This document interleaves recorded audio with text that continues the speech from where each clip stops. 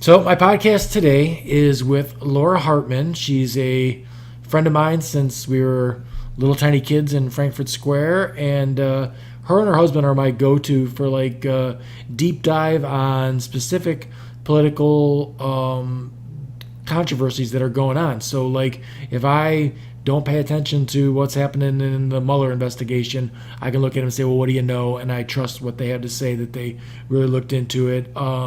If we're researching candidates, same thing. I can look at it and be like, what do you know? And trust that what they're saying is based in reality. So, how you doing today? I'm doing good. Thanks for having me, Bill. Good. I'm glad to talk to you, and what's your call? Looking forward to our conversation. I got to adjust the mics just a little bit. I think we're looking better there. There we go. What you call it? So I wanted to talk about stuff like arguing on Facebook, stuff like the Democratic candidates that are out there right now. Obviously we'll hit on Trump and stuff like that, and what your thoughts are on where the 2020 election is going to go with him, and then some of the things that have gone on around him lately, because he's the president of the United States. We chatted before we started. I don't want this to be, we're coming from the same sort of direction, as we're not Trump fans, but we both are not fans of either party, and we're both, if someone had to sit us down and press us on what we thought of Obama, it wouldn't be great, and it wouldn't be all shiny and super nice if it was to talk about Hillary either. That would not be right. So I mean, everything's so polarizing. The minute that you say something negative about Trump, you're a total lefty, you're tree hugging, wackadoo, whatever like that.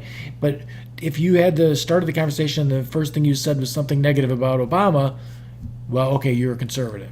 That right. You can be, it's not mutually exclusive that you can dislike both of them and not be categorized in one side or the other. So that's pretty much the topic of conversation. As most people that know me, I do quite a bit of arguing on Facebook, and I'd like it to be more like of a debate about issues, because when I get together with my right-wing friends, we can talk about small issue things and totally agree on them, but then the tribalism just and Facebook's too hard, because you can't just have a talk. You can't say one sarcastic thing because there's no sarcastic font. Right. So what are your thoughts? I know you and your husband, I haven't seen you guys argue on Facebook at all. So no, we essentially gave up on trying to persuade voices of reason on Facebook when we realized that facts themselves had been taken out of the dialogue. Right. I think it's simpler if there's an agreed upon set of facts, right, or some trusted sources. So if two people on an opposing side of a dialogue sit down at a table like we have done and we disagree on topics, yep, there will be facts that can settle the debate. So you will go look for sourcing. You will go find sites that you trust. Yep. And if three of those sites confirm one side or the other of that debate, right, the debate is considered concluded. Right. It's not personal. Right. The facts have dictated it, much like science and climate. Right. The facts are the facts. Right. It's not about opinion. So essentially, like we had talked about before, what I do is I'll use the three major sites. I'll use PolitiFact, factcheck.org, and Snopes, whatever it's called. And if all three concur that this is a fact, then it's a fact. Because there are three independent, the owners aren't the same people for all three places. And if you ran a fact-checking site, it would not be financially productive for you to just make shit up. No. So that's how I do it. And if it comes up that way, the problem is as soon as it doesn't come up the way that Rachel Maddow said it was, or the way that Sean Hannity said it was, then one side's saying it's not a fact. Well, the tribalism is stopping people from seeing facts. Right. So if you have a set of deeply held beliefs, there's something called emotive thinking that will actually stop your brain from processing new information. Yeah, right. They're studying right, it, and it's not partisan. It happens on the left, it happens on the right. Right. Now I've seen the study that was saying that people seek out affirmation too. So Yes. like it's almost like a dopamine in the brain where they need that like, and I mean, you could take a look in the mirror and see if you don't find yourself in a position where you need Sean Hannity. I need my fix of that. I'm feeling anxious about something that's going on that I heard about. So I'm going to turn on the guy that I know agrees with me and no matter what will back my side. And I'm going to listen to him for an hour so that I can feel better about my position. To affirm any To insecurities. affirm my, or right, whatever right, day right. you- My Hannity affirmation, actually, confirmation. Hannity is one of the topics that I think ties into where we run into the problem with facts and information. Hannity is listed right now in a felony indictment as client number 3, but he is a news source. Right, because he's Cohen's client also. So Yes. he's right. Yes. Right. When a news source starts reporting on their own case, suspicion should be abound. It should not matter whether they're a Democrat, Republican, or an independent. So in itself, that is alarming. Right. That Hannity is under investigation himself and covering his own case. The same can be said with people on the left. You'll have CNN, who profits immensely from the Jerry Springer style debate that they host. Right. Liberals turn in to do the same thing, to affirm their feelings. I Sure. had a bad day. I Right. want to see somebody on CNN yell at a Trump pundit so that I can feel good and pat myself on the back. Right, At right. the end, nothing was accomplished. Nope.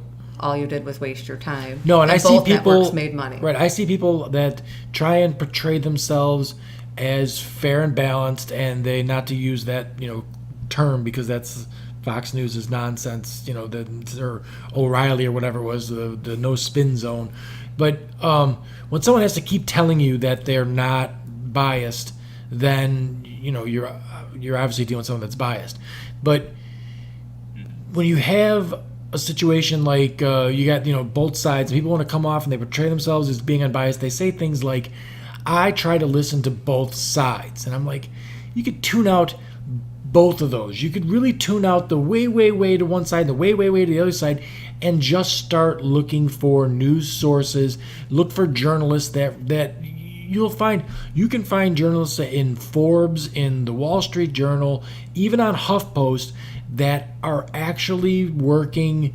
The ones working at HuffPost, some of them are right-wing writers, and they will write something that's, so like you can find someone that's more closer to the middle and try and decipher stuff from that than trying to take the person who's the Rush Limbaugh, who's a complete lunatic on the right-hand side. And then, I don't know of any, I don't listen to them, so I don't know. I get progressive radio on my Sirius XM, and they're pretty much reporting what they think are facts, but they're not honest because of omission. They won't mention things that are going wrong on the left. So existing bias. Yes, right. So they only Well, deal bias with is a real problem. right. It's a huge problem, and when people get, I think the outrage, and I get some people that, man, there are some guys that I grew up with that I absolutely thought were great guys. I enjoyed hanging out with them. We played football together. We did whatever we did together. And I think that they watch so much of the one side that when they see an opposing view, it infuriates them. Like it goes against everything that they've been just drinking in for weeks, and then they're mad. I mean, like seriously angry. People that I just don't get it. I mean, I can have conversations with people that are not close friends and never not become uncivil, but people that I, lived with that are truly pissed off at me. And I'm like, all right, man, I can't. I'm just trying to talk facts here with you, and I'm sorry if the facts don't line up to be what you want them to be, but yeah, it hurts me that there are relationships that I was very, very, very fond of that are gone now because Yes. of that stuff. So I don't know a way around it. I think that getting back to the common ground and establishing some sets of truth. The problem that we're having, Bill, is that media in itself is being purchased from both sides of the aisle. Sure. The kleptocrats make money off of keeping us divided. Right. So the people in your life want to be validated. I read an excellent study that basically compared it to liking a sports team, the tribalism that's going on in modern day politics. Sure. So if your sports team had a terrible loss that day, you don't really want to tune in and watch later. You really don't want to watch the recap. Mm-hmm. So when you have opinion shows billed as news, Right. they're able to give the recap that people want to hear every day. So you're tuning into a recap that's custom tailored to you, makes your team, your guy, look You always fabulous. won. You've always won. Right. So the only way we could get back to, I think something you and I both share, is a desire to get back to dialogue. I would say that gets me in more arguments, and I have, some people won't believe it, but there's a good handful of lifelong Democrats that on social media had me blocked. They wouldn't dare engage me because, they said something that was completely nonsense, and I was like, that's my problem is not really left or right. It's more like when you post stuff that's just bullshit. It's just like it's like the Pizzagate stuff. I guarantee you, people who are still like, I had a guy say to me, "Were you there? Did you?" And I don't need to be there. This is fact, and that's the other one. Like, were you there? Stop saying that. I wasn't there. That's not a way out of the situation. There's no basement in the pizza place. There was no sex ring. It didn't happen.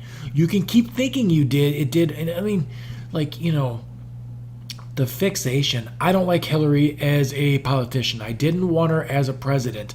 But she's a freaking grandma in a pantsuit. Like, she's not the most dangerous person on the planet. And then the other thing is you wanted a tough guy. You think that she's a ninja assassin. Why wouldn't you want her to be president then? Right. Doesn't make any sense to me. So I'm doing my best to try and wrap my brain around. I lean left because of issues that I think are solutions that come from that side. I know that giving tax cuts to corporations like we just did, the 87% of that tax scam that went on was geared towards corporate welfare and cutting these people that don't need tax cuts, big, huge breaks. That does not create jobs. It does not. It does nothing to create demand for products and material, and that's what creates jobs.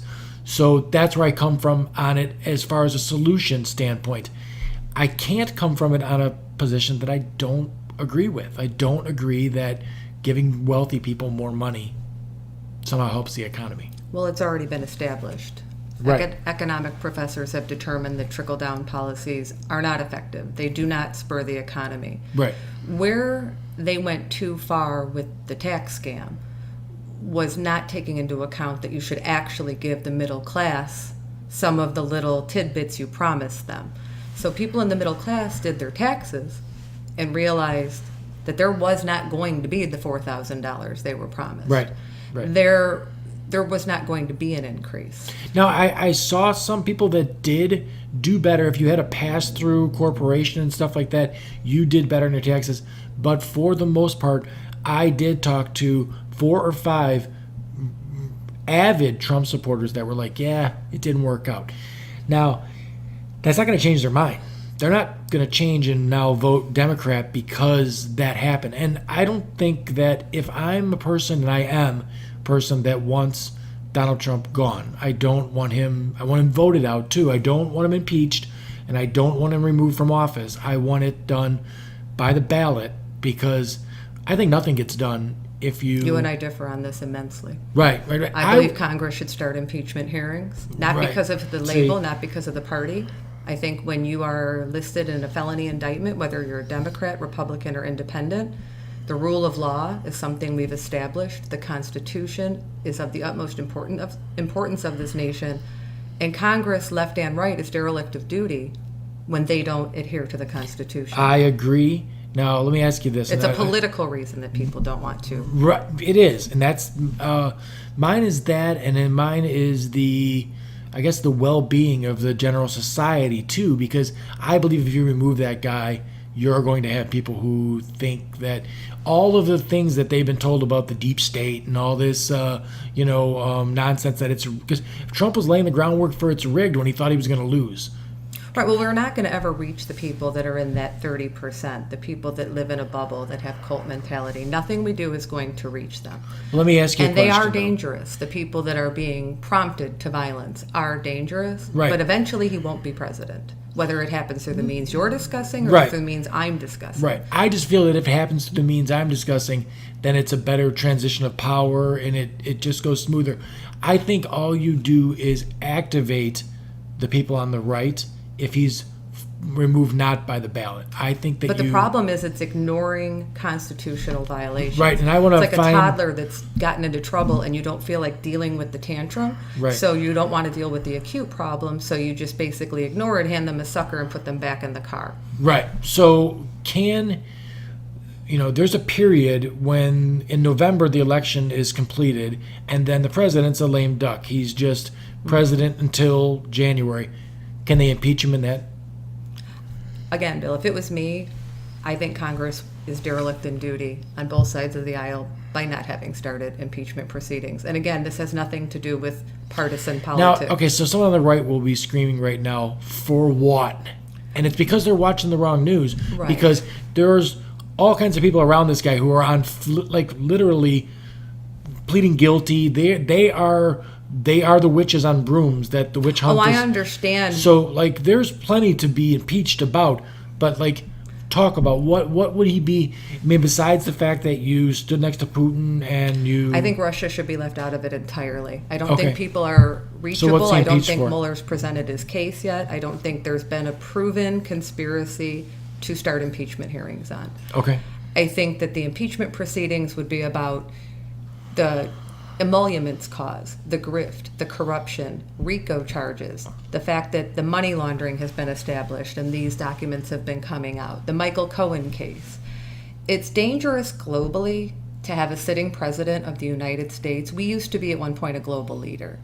To have a sitting president of the United States listed as individual one in a felony indictment is damaging to the nation. The divisiveness that the news sources, the media, no matter where they come from, where we got there, it doesn't change the reality of the situation. We have a president of the United States that is listed as individual one in a felony indictment. Right. Where the left went wrong was when Bill Clinton was under his impeachment, when the impeachment proceedings had begun against him. He used executive privilege too often. He shielded himself. And many people on the left, myself included, I was young, I was college aged, Sure. looked at it tribally, made excuses for that behavior. I'll be honest, I didn't pay attention then. And I mean, I was not, I would say I didn't have as firm beliefs, firm beliefs, but I didn't lean the way I lean right now. I voted for George W. Bush the first time out.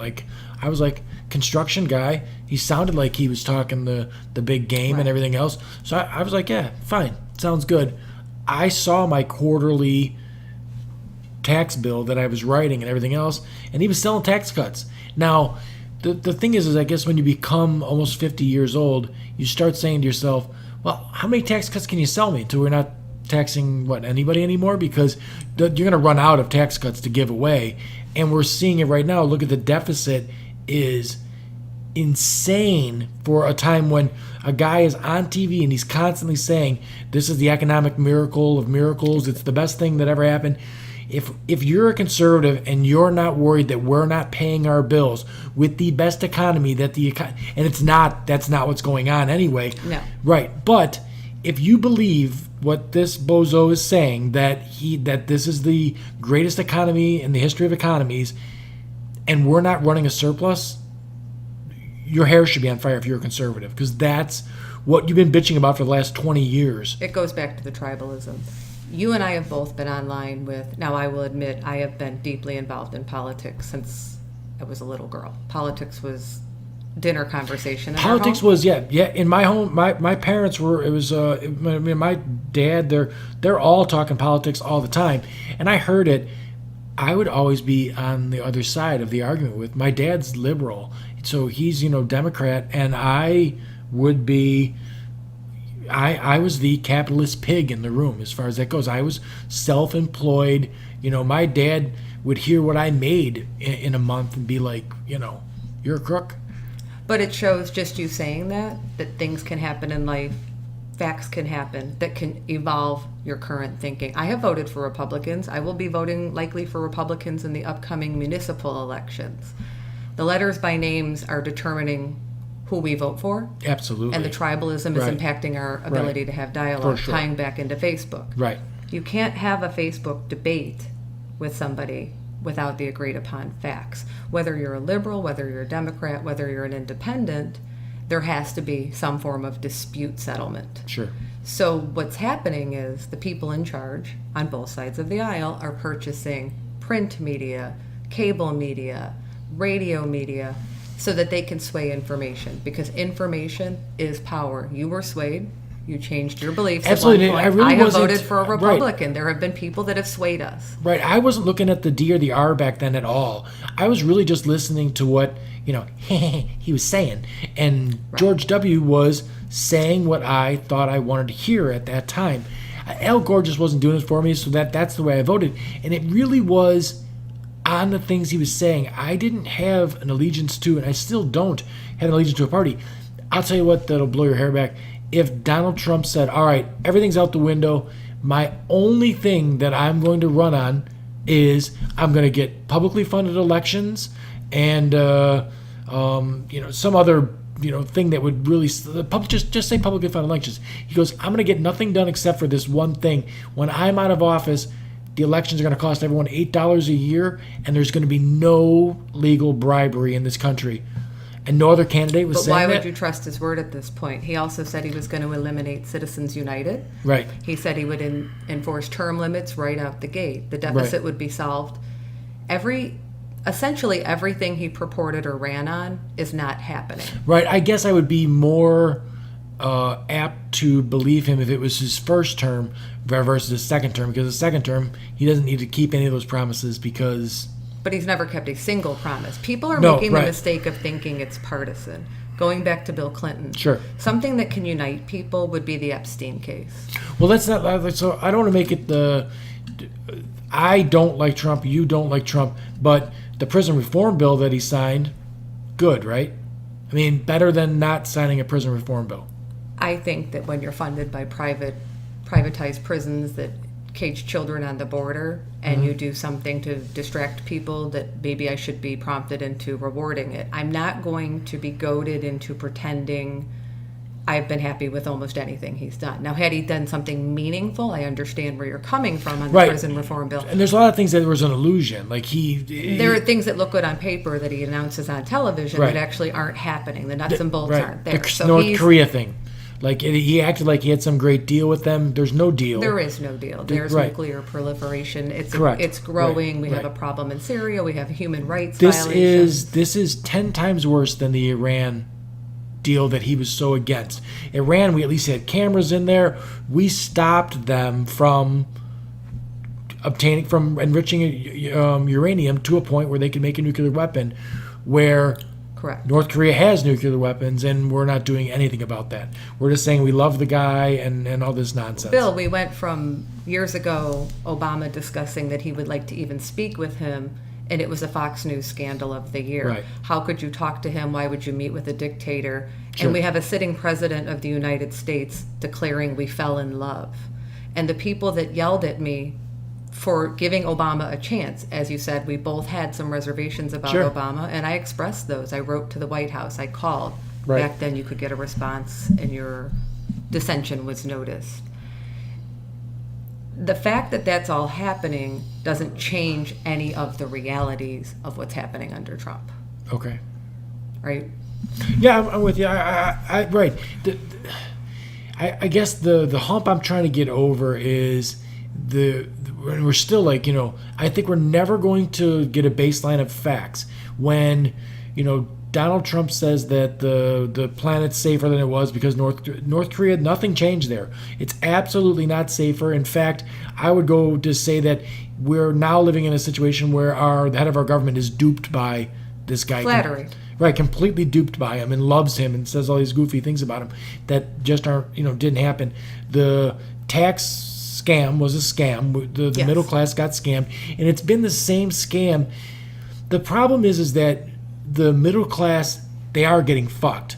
The problem is they keep getting told it's by the brown guy or the other poor guy. We're being forced to be mad at the wrong people. Correct. And it's the people Correct. that Right. own both major, there's basically 5 conglomerate media sources. So whether you're left or right, all of those 5 conglomerates go meet on a yacht. For whatever reason, yachts are the theme of the grift going on. They all meet on yachts. Even this recent college problem, the admission scandal Okay. that ties into wealth and privilege. Yeah. They had to go pluck that kid off of a yacht. Right. So these people all go to Martha's Vineyard. Alan Dershowitz was not caring that he had been exposed as part of a problem, but that he wasn't going to go to the vineyard and meet with his liberal kleptocrat friends. Right. We're being orchestrated into being mad at each other while the rest of them laugh all the way to the bank. Right, and then Both you add sides in of the aisle. add in the Russian bot situation too, which just promoted more arguing. Like I honestly have a spectacular time to go out with my Trump supporting friends, and we sit there the entire time and talk politics. And I have never left that situation going, boy, I just need a month away from. I would go the very next week if we all had time again. I would sit down for lunch again and have the same conversations again. I don't ever get excited about it. I don't ever get mad about it.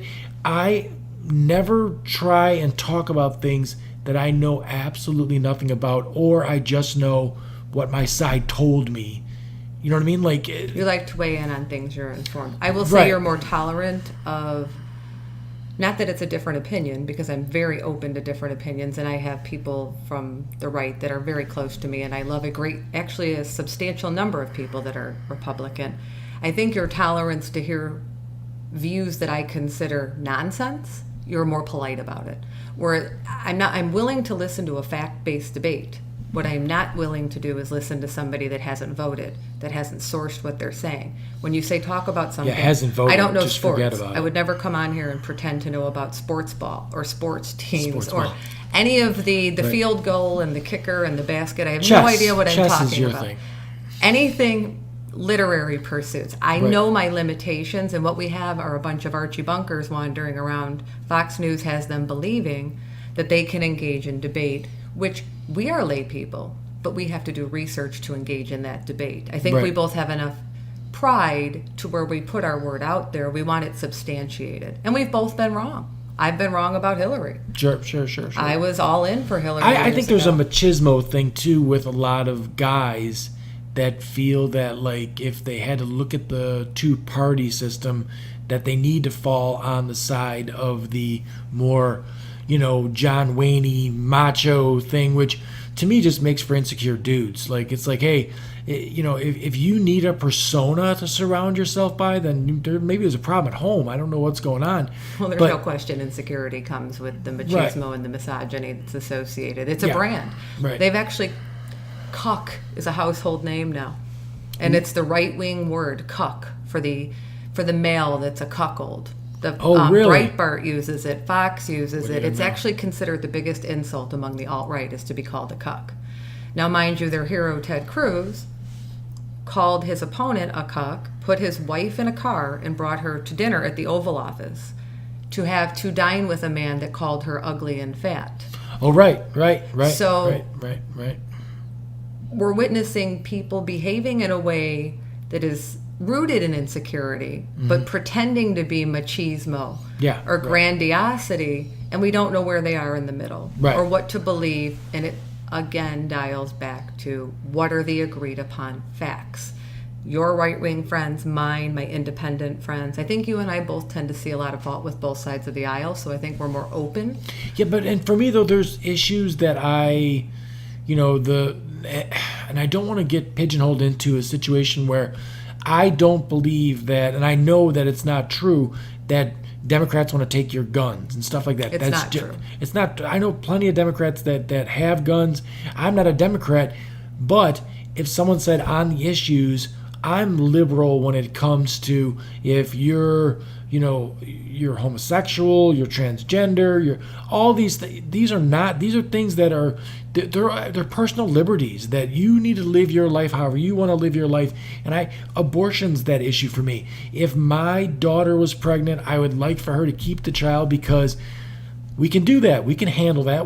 I swear to God, to my daughter that, listen, I'll make sure that the baby never interferes with you graduating college, whatever. But that's you and your opinion. That's your daughter. Right. In the end, it's still her decision because it's her body. It's her decision. And it's also anyone's decision because it's not my place to tell you what you should do with your body. It's a free country. So how is it that it's a free country until I want to tell you what you can do with that? Bill, one of my pet peeves is that when you vote a certain way, whether it's based on economic principle or the tax scam or the deficit, and I think you and I both look at a bottom line. Are you fixing the deficit? Are you engaging in prison reform? What are the changes you're doing? And I think we'll concede when things have happened or have been delivered as promised. I am labeled as somebody that goes and kills full-term babies on Saturdays because of my role politically, because I try and elect candidates that I consider. And as a pregnant woman, I was faced with the situation with Down syndrome markers in my 3rd trimester of my pregnancy. And Bruce and I discussed that we were going to not even have an amnio. There was no conversation. Whatever child we had, we were going to have. This was our child. But that was our decision. And I feel that we chose based on what was best for us, and my ultimate goal was supported. The problem is the women that are online attacking me have made much different decisions. And I have too much integrity to point out the hypocrisy. So when we start judging each other based on personal liberties or identity politics, we all lose. And maybe some of that's the problem though too, that people project what they would do in that situation as what everybody would do in that situation. So when you're a crook, you project that everybody's a crook. When you're someone who got that abortion and instead of didn't, then everybody's doing that. When you're someone who's, some screwy kid when they were 17 years old that made a mistake, got pregnant and said, well, I can't ruin my life over having a baby. They didn't get the abortion because, the baby had Down syndrome markers or anything like that. They just got rid of it because it was going to be an inconvenience in their life. They look at every single person as you're using abortion as birth control. And that's really not what's happening with people. It just happened with you. It does not with you personally, but with that person that's projecting that. So it goes down to anger and insecurity, and that'll be the underlying thing. Why are people judging each other? I made that decision, but I feel no desire to tell that to a young girl who's scared and makes a different decision. Right. It's not about what you think or about what I think. We have rule of law. We have a Supreme Court. This is settled law. So Sure. it's not really relevant what you think or what I think. I think the left loses a lot of the debate by spending their time fighting about settled law. Right. Well, then you also throw in, I think we lose the debate a lot of times too on just sheer bullshit. Like the abortion law that was passed in New York does not allow a baby to be born, and like the things that are put out there that are complete bullshit. I've resorted to just I'm not debating anymore on social media. The fact check pops up. I post the fact check as this is what's really going on. If you give a shit about what you're bitching about, you've posted 30 times today about the baby that was born already and then killed. Like it's just nonsense. That's not what the bill does. It's absolutely erroneous. Right. It dials back to why would I want, knowing that everybody will judge me, knowing they will think it's partisan. Why would I want to start hearings tomorrow? Why do I want public hearings? When a sitting president of the United States is a pathological liar and goes to Ohio and attacks a war hero and makes his widow cry and lies about the topic you just brought up and pretends that liberals are clubbing babies for sport or villainizes or dehumanizes or institutes that's what gets people techniques. But that's what gets people to strap a bomb to themselves and run into an abortion clinic is because they think babies are being born and killed in there. Well, they believe the propaganda, and it ties into why I find him so singularly dangerous. Not that I disagreed with George W. Bush vehemently. I never thought that he didn't care about the country. I never thought he was going to go on television. I did disagree about the weapons of mass destruction claim, but I Right, believe which he was wasn't. wrong. I believe Right. he wasn't bright enough to even quite understand what was going on. I think he was being manipulated by Rumsfeld and Cheney, and there's a lot going on there. With Donald Trump, you have a lifelong grifter. He's been laundering money. Roy Cohn was his mentor. This is a lifetime of crime. I This think a has red nothing flag to ought to do go up with anytime your politics. president had a fixer at any point, and like that should be like a thing that just stops the Christian right that votes for him. Like everything, if the black president would have had 3 baby mamas and had a fixer and like all this, I mean, there was scandal over him wearing a bicycle helmet and Mustard suit. right, the wrong colored suit and stuff like that. Where I mean, Trump can't dress himself. Has anyone looked at the tailoring on those suits? He spends 6 hours on the hair, Bill. Yeah, all right. It's bad. But I wanted badly to find things that Trump did that I was good with, and some of them, like I thought it was going to happen. Syria. He was going to get out of Syria. He was going to pull out of Syria. The right got a hold of him and stopped him from doing that. And I was See, like, and I think you and I will disagree on the Syria. The human rights violations that are allowed to be happening under Assad, right. I think that See, that's where I would side with Sanders, where I was like, let's just stop policing. We're creating more trouble. there's no question that Sanders brings up some great foreign policy ideas in terms of us being war hawks and warmongers and trying Right. to be the police of the global I want to go back to population. the way we were before World War II. We can't. And it ties back into, and I know it's going to seem like I'm vilifying one person here. When you take the highest office of the land and you emit pathological lies all day, every day on television, and then the existing forms of checks and balances do not unanimously rebuke you, we are at danger Well, globally. he's found workarounds for that too. The national emergency thing is a workaround. You've never had, and the social media thing again. They post, well, Obama and Clinton and everything else did national emergencies and nobody bitched. Yes, they never did a national emergency where they sent it to Congress. Congress said no, and then they did it anyway. Like that's not how this works. Again, a falsely framed debate. Is anybody questioning the ability of a sitting president to declare a national emergency? You and I both know the president has the ability to do that. Where things are different is that things had been debated in Congress, bills had been voted on, he had been shut down. This was a topic he had been discussing for 2 years, and he's basically essentially trying to work around Article 1 of the Constitution.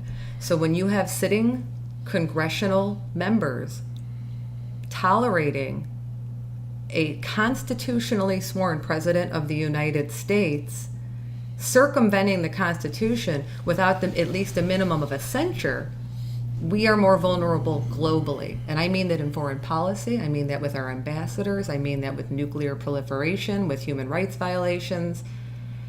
When the checks and balances that we have, our founding fathers never wanted somebody like Donald Trump to be in the highest office Right, of the right. land. That's why the Ironically, Electoral Electoral College, College right, was designed to prevent us from getting a mad king or a tyrant right. again. And now the Electoral College is only preventing the majority of people getting who they want to be president. And now nobody could have predicted any No, of that. and I mean the reason that the right likes the Electoral College now is because they can't win an election without it. That's where and things are going. gerrymandering and voter suppression. Right. But I mean, without the Electoral College, George Bush isn't president the first time out. Gore is. And then the Supreme Court jumped in on Al Gore. And I think that's when Right. we started seeing on both sides of the aisle people just relegating themselves to the fact that the rule of law no longer mattered. When a Supreme Court selected a president against the populace, we decided that rule of law and the Constitution were no longer fundamentally important the way our founding fathers intended it to be. Right. But I mean, they're fully wrapping their arms around the Electoral College right now because absolutely, because they it's totally see- benefiting them. And I mean, we talked about this before the podcast started. I would really like to understand some things that I just don't like. They just keep regurgitating these talking points. I want to understand why someone's vote that because geographically they live in Wyoming, is worth more than their vote if they live in California. And that's what the Electoral College does.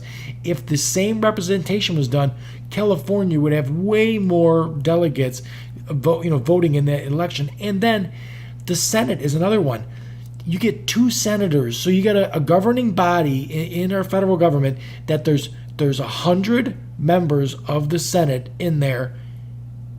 2 of them come from a state that's got 45 million people in it, and 2 of them come from a state that has 600,000 people in it.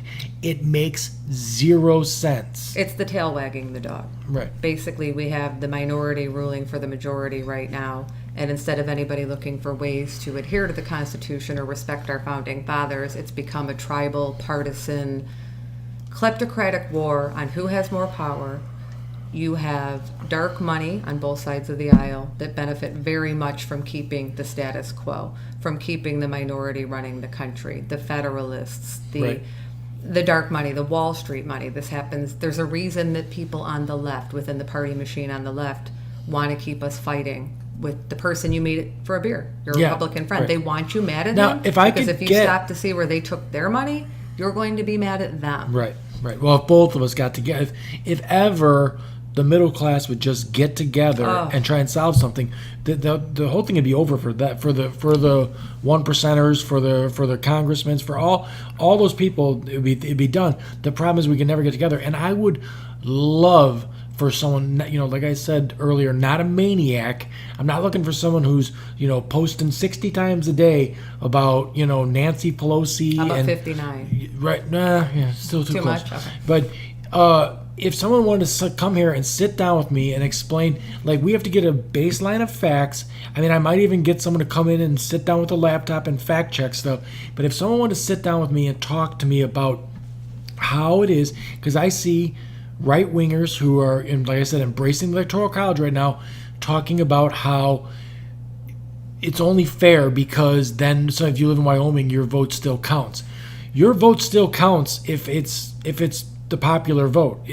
We're the only country in the modern world that does I think we're the only country that does an Electoral College at all.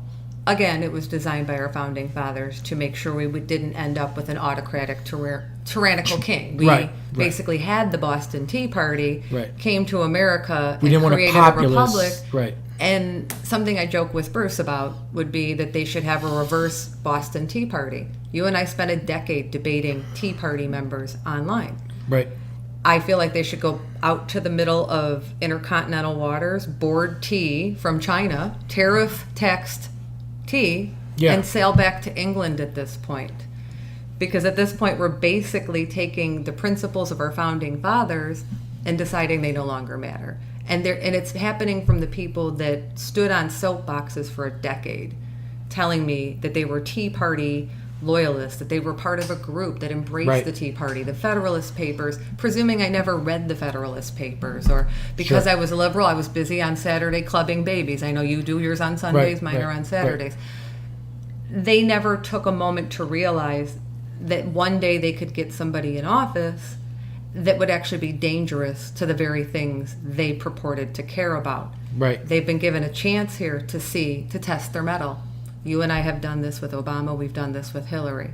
When facts have developed that we felt were detrimental to the person we were supporting, we owned them, we admitted them, and accepted the defeat in a particular conversation. Sure. When you put your whole premise on being a Tea Party loyalist or dedicated, essentially your entire political ideology is to the Federalist Papers or to the Tea Party itself, and you embrace tariffs, you embrace... That's another one. So that's another thing that Trump did that I was like, that was a Sanders thing. That needed to be the NAFTAs, the TPP, those were all bad trade agreements.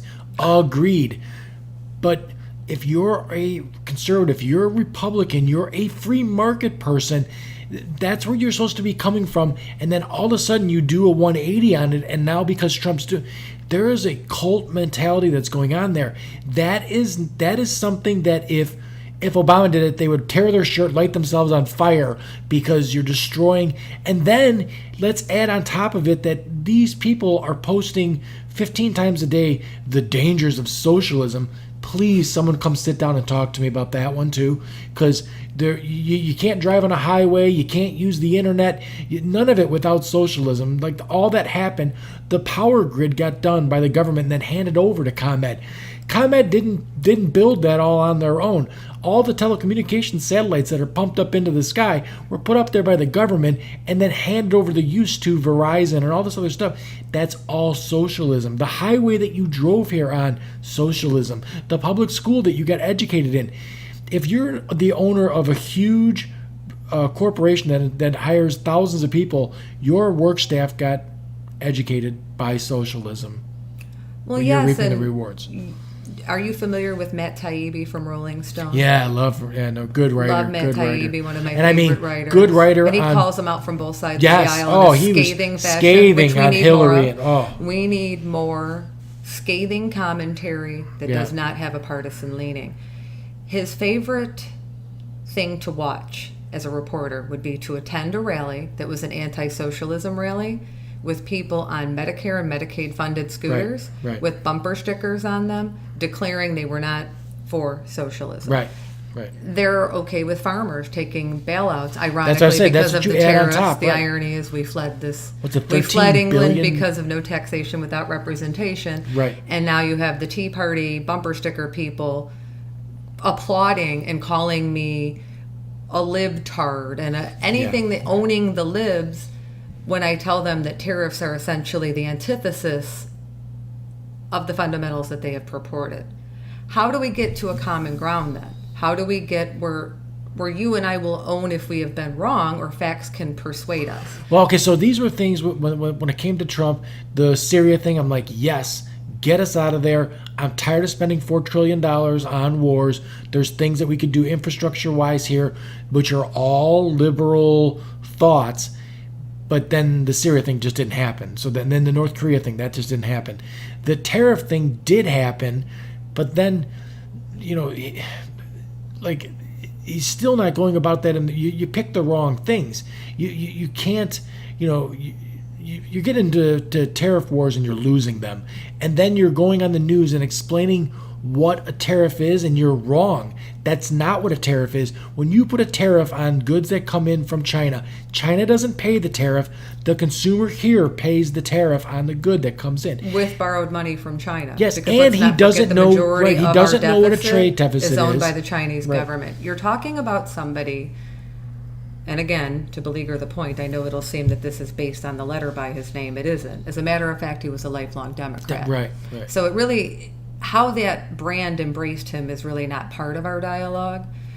The problem remains that you have somebody with no formal training, whether it's in foreign policy, whether it's experience, whether it's government, whether it's civic duty, engaging in geopolitical and economic conversations. He has the understanding of possibly a fourth or fifth grader on these topics. And that's been analyzed by people independently. Sure. And they typically do this with most sitting presidents to get a gauge of their intellect, their understanding. Right. the Necessity way they is speak. the mother of all invention. And Trump's never had necessity to learn anything or to read anything. His whole life's been a joyride. Well, and everything has been purchased and hidden. And when Daddy couldn't fix it for him, his father was a fixer for the mob as well. And when Daddy couldn't fix it, he found Roy Cohn, who could shield him and protect him. So he's never had to have accountability, and it ties into why I feel a sitting body of government that is designed to be a check on power has to at least start hearings as a check on power. Now, they're never going to win that. The Senate is never going to allow an impeachment. Right. So why would the benefit? What would be the benefit of having those hearings? Right now, we have a public that's tuned into their favorite station on both sides of the aisle, hearing what they want to hear. When you have public hearings, you get to see what's really happened. You get facts, you get documents. And I think the thing that would happen with that proceeding is that we could see things from a non-Russia criminal perspective, from the grift, from the lifelong level of fraud and then realize having that person from the highest office of the land weighing in on geopolitical, economic policy, or tariffs with a fourth grade understanding and a criminal background is dangerous. Right. Right. Well, they also, and I mean, like, you got to take the narrative was that his base believes he's the businessman in the TV show. Yes. So that's a problem, because that's just the set. Like, they showed in documentaries, his actual office is a fucking conniption. It's not the beautiful boardroom thing that's in there. That's not a real thing. That's just a TV show. That's fake. And they regret presenting him as a competent businessman. I don't think anybody could have presumed that he would actually go on to sit at the highest office of the land and have the nuclear codes. I don't think he thought he was going to. I don't think he thought he was going to win. No. Now, we were all in contact the night that Right, that happened. and he looked scared. He looked like he just saw a ghost. He could not believe that this. I believe that there is factual documents out there that they had the paperwork in the works for a brand new news network that they were going to launch. Him and his Yes. family. This was always a business empire. This Right, it was was a a way branding. to pay back some debts for Manafort, for him. You also have to remember, historically, Bill, side topicking here a bit, any sitting president that had a campaign manager that was indicted and tried and convicted and in prison, an NSA director that was indicted and now being sentenced, those situations in themselves would have been historical moments. Resignations would have happened. People would have sat down and said, where did we go wrong? We aren't there. No matter what happens, no matter what is discovered, whether it's the Cohen, whether it's Flynn, whether it's Manafort, nobody is stopping to look at what's the nucleus of that problem. And the only way we could do that is if we could bring facts back into the dialogue. Right. And so I don't know how to And get to a point just where to we be- sit at the bar with your friend and say, Right. listen, I really am not saying this because of the letter by his name. I am saying this because I consider myself a patriot, and I'm a mom, and I'm raising children, and I have a lovely family, and I want to have a country to be proud of for them. Right. We just talked about his business acumen and all this stuff. This is also a guy who doesn't understand the dangers of nationalism. He doesn't understand the difference between a nationalist and a patriot. Like, those are not the same thing. I equated it to, I had a metaphor for it, and the metaphor was, if you do everything you can to make your house the best house on the block. You're out there painting, you're out there, cleaning everything. Everything's perfect, and you make sure it's the best house on the block. That's patriotism. If you run down the street screaming and you haven't done a fucking thing to your house, my house is the best house on the block, and you're screaming it and screaming it and screaming it, that's nationalism. You're obnoxious, not helpful. You're not doing anything to make anything any better. All you're doing is running around waving a flag. That's not a productive thing. That makes someone want to punch you in the face. That's all that does. Well, he's nationalism wrapped in demagoguery. He's nothing about, even if you want to be a nationalist like Bannon, and you just publicly decry yourself a nationalist, at least go on television and adhere to the properties of your hideous belief system. I don't agree with it, but at least stand with your principles. Yeah, when you throw white on top of it, you're the racist. I mean, I'm sorry, That's- but like you don't. If you want to be a nationalist, be a nationalist. That's fine. But own it. Right, but when you say I'm a white nationalist, what are you inferring now? But they still need to own that. You can't go on. It all goes back to facts and news. Right now, if you're in the right and you're a Trump supporter, you are listening to sources. Breitbart is Bannon. Bannon sat in on the NSA. We should never have a point historically where a functioning White House is staffed by the very people, the Fourth Estate, that are installed to protect the rest of us. The Fourth Estate is there. Thomas Jefferson, in the Bill of Rights, could not have been more vocal about the importance of the Fourth Estate. Right. That if we lose the Fourth Estate, we will lose our liberty. Right. Because right. the Fourth Estate is designed. When you have Bannon, Mercer, Murdoch as the only source of information, Right. and then you and I go meet We're that talking about a free press. when you and I go meet that person for a beer, we don't have a way to start. We don't have an olive branch. No. We don't have some way to say, listen, I've made mistakes. We all want good things for our kids. We have a lot in common. Let's sit down and find it. when the information is so tailored and so harmful to make us the enemy. We have to find a way. Neither of us are delusional enough to think that I'm not in any way trying to change the mind of that 32% or whatever it is. No. Like, just you do your thing, you do you, however it does. But when Nixon was impeached, when he left office, he still left with a 28% or 29% approval rating among Republicans. So there was still, or I think among all voters, I think it was like that 30% area there. He still had this, like, they didn't care that it was Bruce just calls it the 30% mark. the where you have the tribalism cult thing, level, right? Where there are facts. It's a fact-free zone.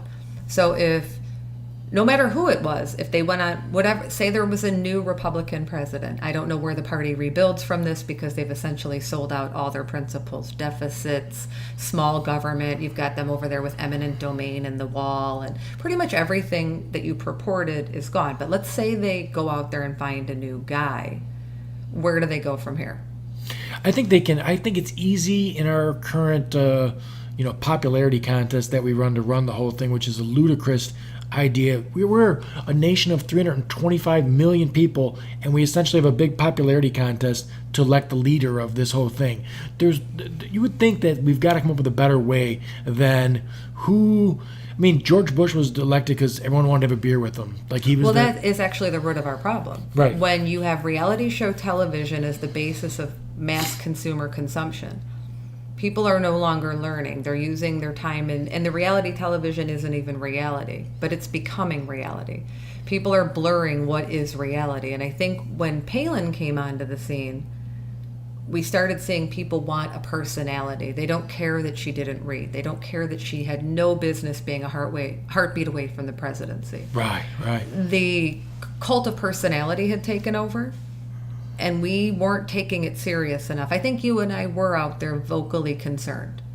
I was vocally concerned, but I think sometimes I want to laugh. I just want to laugh about it so bad. And I loved Sarah Palin. She was so good Comedy for her gold. life. Oh, she was comedy gold, but she was also, like, I was actively arguing with, knuckleheads on the right, and she was on their side. I'm like, this is your mascot. This is, like, exactly the dumb shit. Like, she has no, when Katie Couric, who's not a hard-hitting journalist, looks at you and goes, well, what have you been reading? What? All of them. Like, she don't have a fucking clue about anything. It's just like you're a moron. And then they took that woman from a situation where they left that situation and said, Sarah Palin's our hero, put her on the news, we want to see her all the time, and John McCain's an asshole for losing.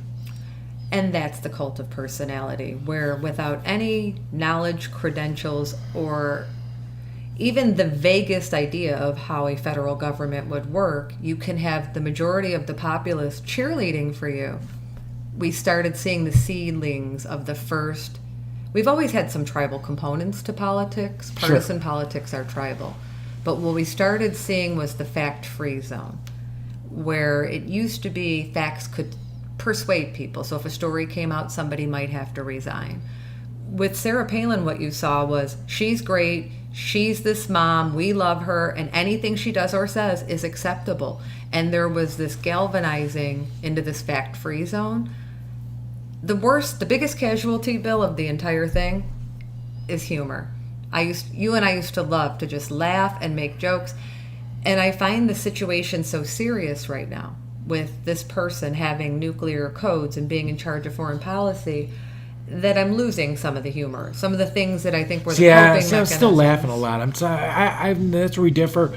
I feel like no matter what, we will survive. We've survived Nixon. We've survived all kinds of other things. Our democracy will survive this. See, but you are putting too much faith into people understanding the institutions. The institutions can only work when they're working. So for you to say to let Trump sit there and let the election sort this out, that in itself is saying that the democracy has already taken a big ding. Because the Democratic Republic itself can only thrive when we use the checks and balances and we use Congress and we use the judicial branch to rein in those changes. And we're watching, look at the attacks on the Fourth Estate happening right now. Now, we're all conditioned into thinking we'll just survive this. But we're watching a download of authoritarianism on our television every day. Right. Pathological lies, attacking the free press.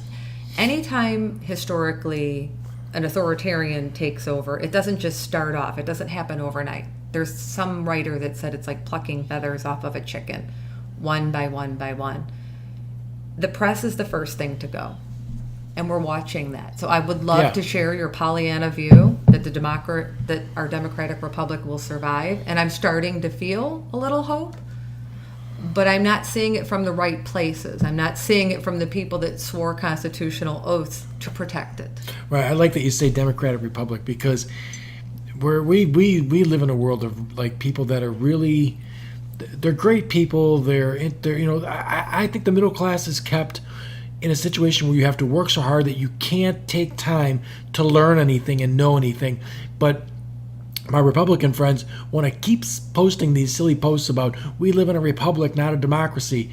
And I'm like, dude, the republic, first off, it's a democratic republic. Yes. But they feel like if they say democratic, then that means Democrats, and republic means Republican. Those don't have anything. Those are just cute names for two clubs that are figured out how to fuck the middle, right? But they fuck the middle class, and that's all those two clubs do is fuck the middle class, the Democrats and the Republicans. That those people are all friends.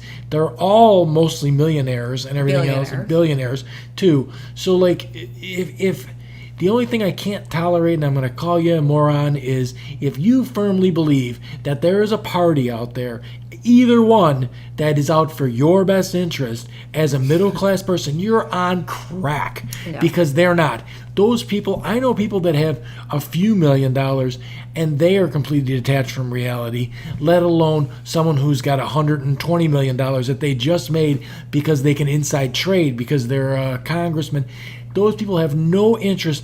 The Democrats have an interest in acting like they're helping you, and the Republicans have an interest in fooling you into believing that if they help the rich guy, he'll help you. Right. It's the illusion. I think I at least liked when the Republican Party pretended to care, gave us the courtesy of pretending that it would be decent not to cage babies or to. The Democrats give us that illusion while taking dark money in the background.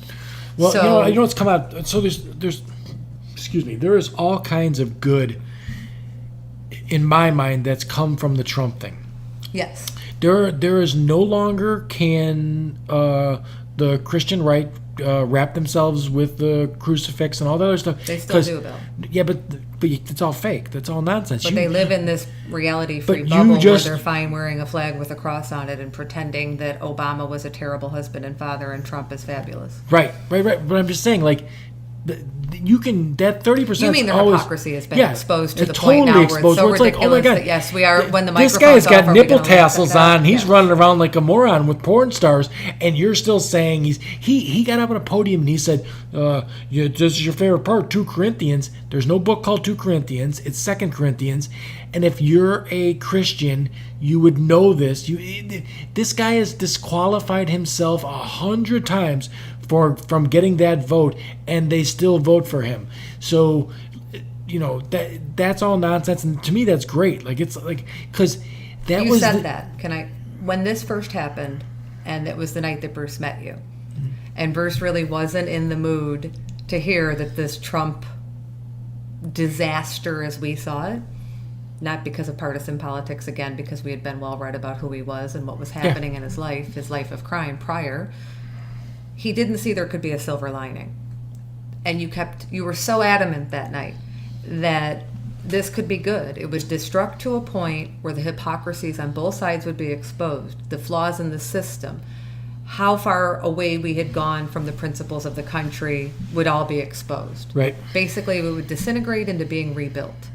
Bruce now admits Bill was right about that. This was the one thing good that happened. Where had Hillary won, that was another dynasty president. That would have been a dynasty president. Yeah, she wouldn't have done anything for the middle class Totally either. party machine, Yep. moderate. The Hillarys of the group are the Reagan Republicans. If you were to look on paper, The moderate Democrats are basically Reagan Republicans. Right. But the point is, you called it. You said, this will be good for us. This will all destruct to a point that maybe we can rebuild. Okay, so the way I look at it now, and I've looked closely at the midterms, and I don't ever, we're a year and 9 months or a year and 8 months from the next election, so anything in the world could happen. I mean, Trump hasn't even played the war card yet. We could get fully embroiled into a huge war. Venezuela is in the background. Yeah, right. And, these are things that he's got cards he can play yet that could change things.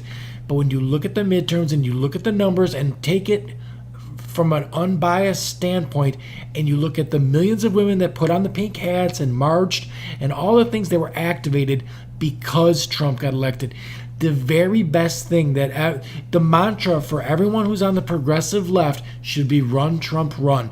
Because if that guy does not run, it's anybody's game then.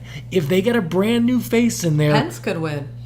Because he gives the Christians, despite having embraced, he's actually a valid Christian. Well, if you mean by valid, a full-blown hypocrite evangelical. Yes, right. But I mean, that is embracing himself in evangelicalism. But those people take the Bible and say. By the way, Mother would have been here tonight, but she didn't have a chaperone. Right. But those people take the Bible and they say we can hate gay people because the Bible says so. And Pence is They're that all guy. loving God determined that there was somebody that you're supposed to There's hate. no chinks in Pence's Christian armor, though, as far as that goes. Well, no, it's a good sell in terms of the masses that are watching the consumption media that's right, designed but there's to do 3 them. dozen other people that could be a better candidate for president this coming time. And it's not because Trump's not popular. I'm not saying that. What I'm saying to you is Trump is the same thing as Hillary is to the left. Like, when Hillary ran, Hillary is who lost that election. Donald Trump didn't win that election. The DNC. Well, but that and the hate. If you were to hire someone and say, okay, who would you like to have as the most hated person on the Democratic side to run on that side? Who's the bigger hate? Hillary is the most hated person. You and I both They made up fundamentally shit agreed about how her. detrimental it was. Right. Almost gets you into that conspiracy thinking of, is there a bigger global leadership of nonpartisan people who sit on their yacht and laugh, and almost the fact that we were given Hillary despite the polarizing 30 years of attacks on her, despite the fact that she was basically a Reagan Republican and you're trying to sell her to feminist leftists, it was the biggest mistake the DNC could have made. Well, They gave us Donald Trump paid the Clintons to be at his wedding, right? That was a paid event that they came to. They got paid to be there. When they were there, there's a conspiracy theory out there that says that they hatched the whole Donald Trump presidency running thing because they thought that Trump could win that primary and then Hillary was a shoo-in. They knew that she was hated.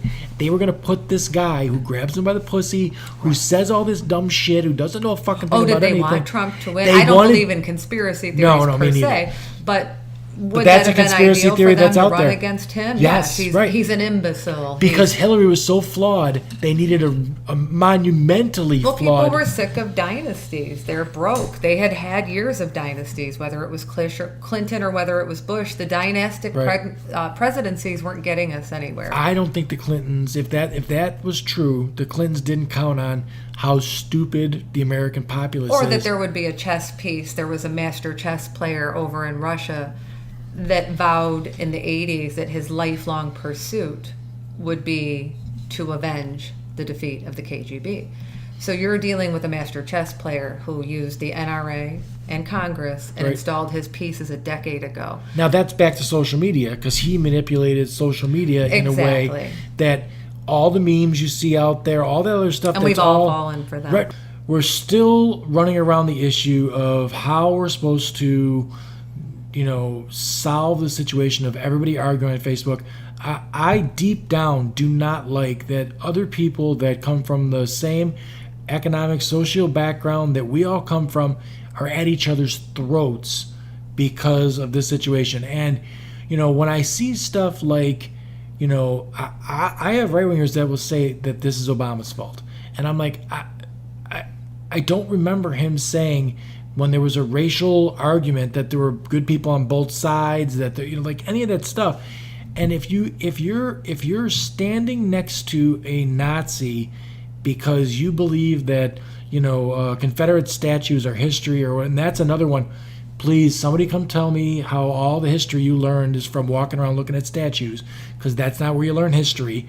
Those are things that are put up in the 60s to tell black people where they actually belong. We understand you're free and you want rights, but this is actually, remember this, we're not going to let you forget General Lee and all this other stuff. So, those aren't history. And if you want history, go to a museum, pick up a book, all that other stuff.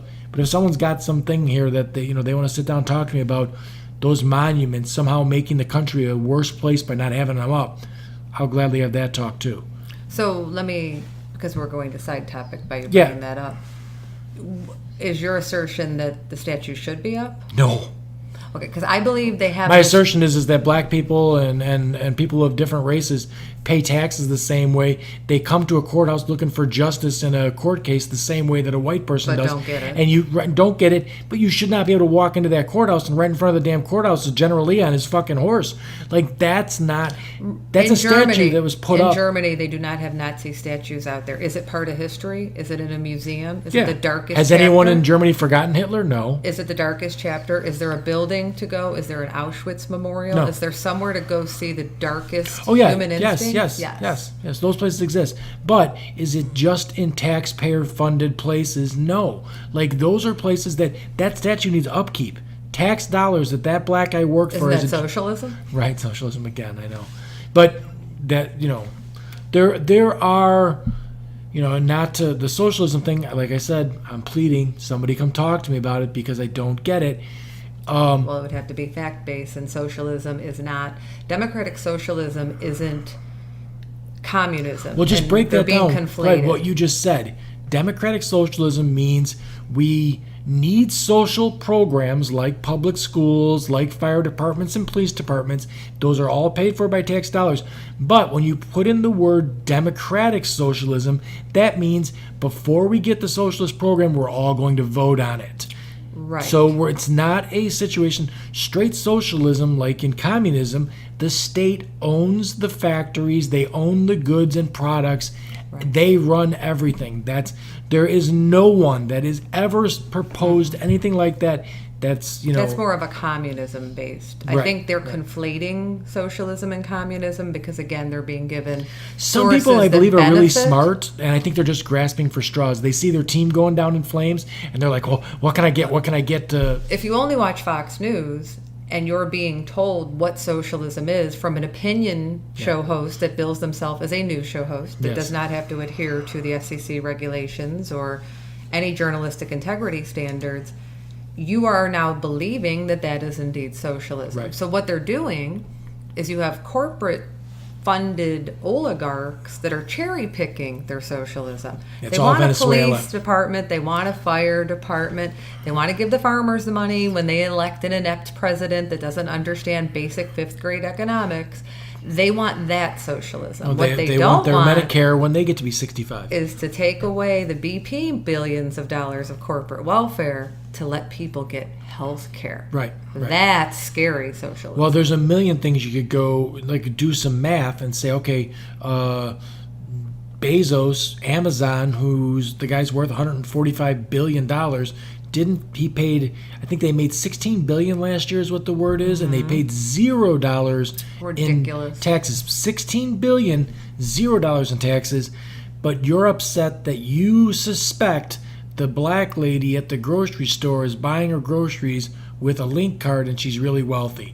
You expect, or you're actually assuming that because she's got nails that are done, whatever. That's an assumption on your part, and you're mad about maybe she cheated somebody out of $400. But it's manufactured outrage, and it's done by the people. But you're that not upset benefit. about the $16 billion that they didn't pay anything on. Because they don't see it or hear about it, Bill. Right, but because they're watching a television fact. program That's that a fact. shows them bad, scary brown people all day. But I've if you always just joked took being a Fox intern. $4 billion and you did the math, divided it out, you know how many black people at the grocery store you need to be cheating the system to make that money? Or the fact that the red states are the biggest users of per capita, correct. welfare and SNAP cards. No, even if you're looking at California, you brought up earlier. Yeah. California actually loses by being in the federal government fiscal reciprocity program because they're actually I spending know more this. than they Yes, get. I know this, and I looked at that. But there are right wingers out there that I see posting all the time that are like they would like to get rid of California. I'm like, you don't understand. That's where the mass majority of the money that this country makes on export is movies and music, and the internet. That shit's all coming out of California. Well, you brought up Bezos, Whatever. Bezos is what I've heard. That should be one of those villains that could unite the left. But because he was blackmailed and was able to expose, it ties back into our information, the NDAs, the AMI situation, where basically National Enquirer was killing bad stories and promoting Yeah, stories for to Trump. attack, Right. controlling the information. Catch and kill. He's a hero in that regard. So even he is getting away with the corporate welfare situation, and the left is embracing him. Well, and see, I accepting don't him. when those are issues that okay. So we've talked about all the kind of problems. Let's start talking about solutions for how we can move forward. Now, when I talk to my right wing friends and they hear for the first time that a corporation made $16 billion and paid zero into it. Now, when you hear that, that's shocking in itself. But when you really take a step back from that and you look at the big picture, that means they paid nothing into roads. They paid nothing into fire departments. But they paid nothing into schools. Bezos employs thousands and thousands of people that are educated by public school system. So your workforce now knows how to read and write and spell and add and everything else so they can be an efficient workforce because they used socialism and went to school, which you're not paying for the new workforce because you didn't contribute anything into that system. Bezos has tens of thousands of trucks destroying our roads daily. Yes. And paid nothing into fixing those roads. So once you're on the right and you start to realize that the name of the game for the wealthy people in America is to keep they don't want taxes not paid because they need the resources more than we do to run their businesses. This system's working out great for them, but they need to shift the tax burden to you. You in the middle class need to pay all of the taxes. They need to pay none of the taxes because you can only take a business like a Walmart and maximize profits. You keep looking at the bottom line. Every year you have the big corporate meeting. You're like, all right, our bottom line was we made this much percentage in profit. How are we going to, we made billions and billions of dollars we could never spend in a million lifetimes, but next year we need to do better than that. And the way to do it is to keep cutting tax burden on their part and shifting it to the middle class. Well, anybody that has seen, I'm not on social media as often, back to the Facebook thing, because you asked what we could do to make a change.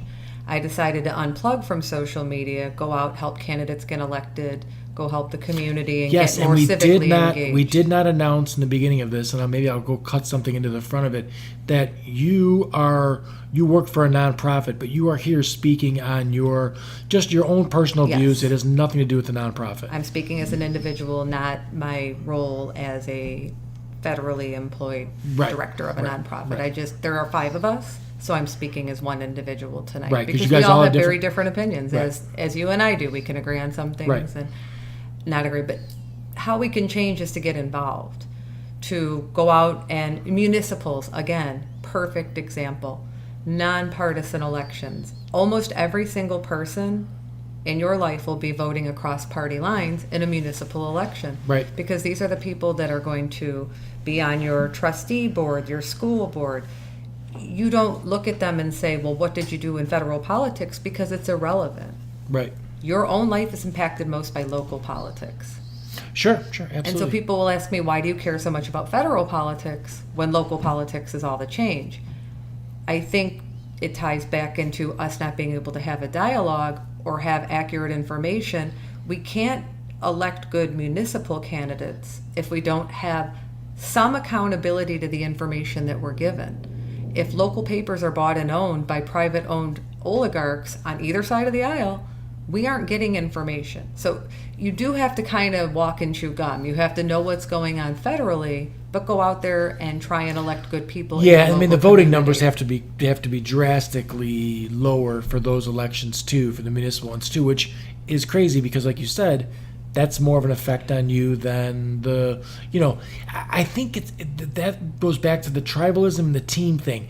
Like, they see Donald Trump as their team leader, and that's who we want. We want to vote. Like, everyone's all excited to vote in those elections, but when the ones that really count for where you live in your backyard, they're not that excited because you don't see that guy on TV constantly. They're not talking about him constantly. Well, no, and even when they do, they don't vote. Lawrence Wiley was federally indicted, and our community had thousands of women going online every day. They're going to change everything. They're going to vote in a new slate.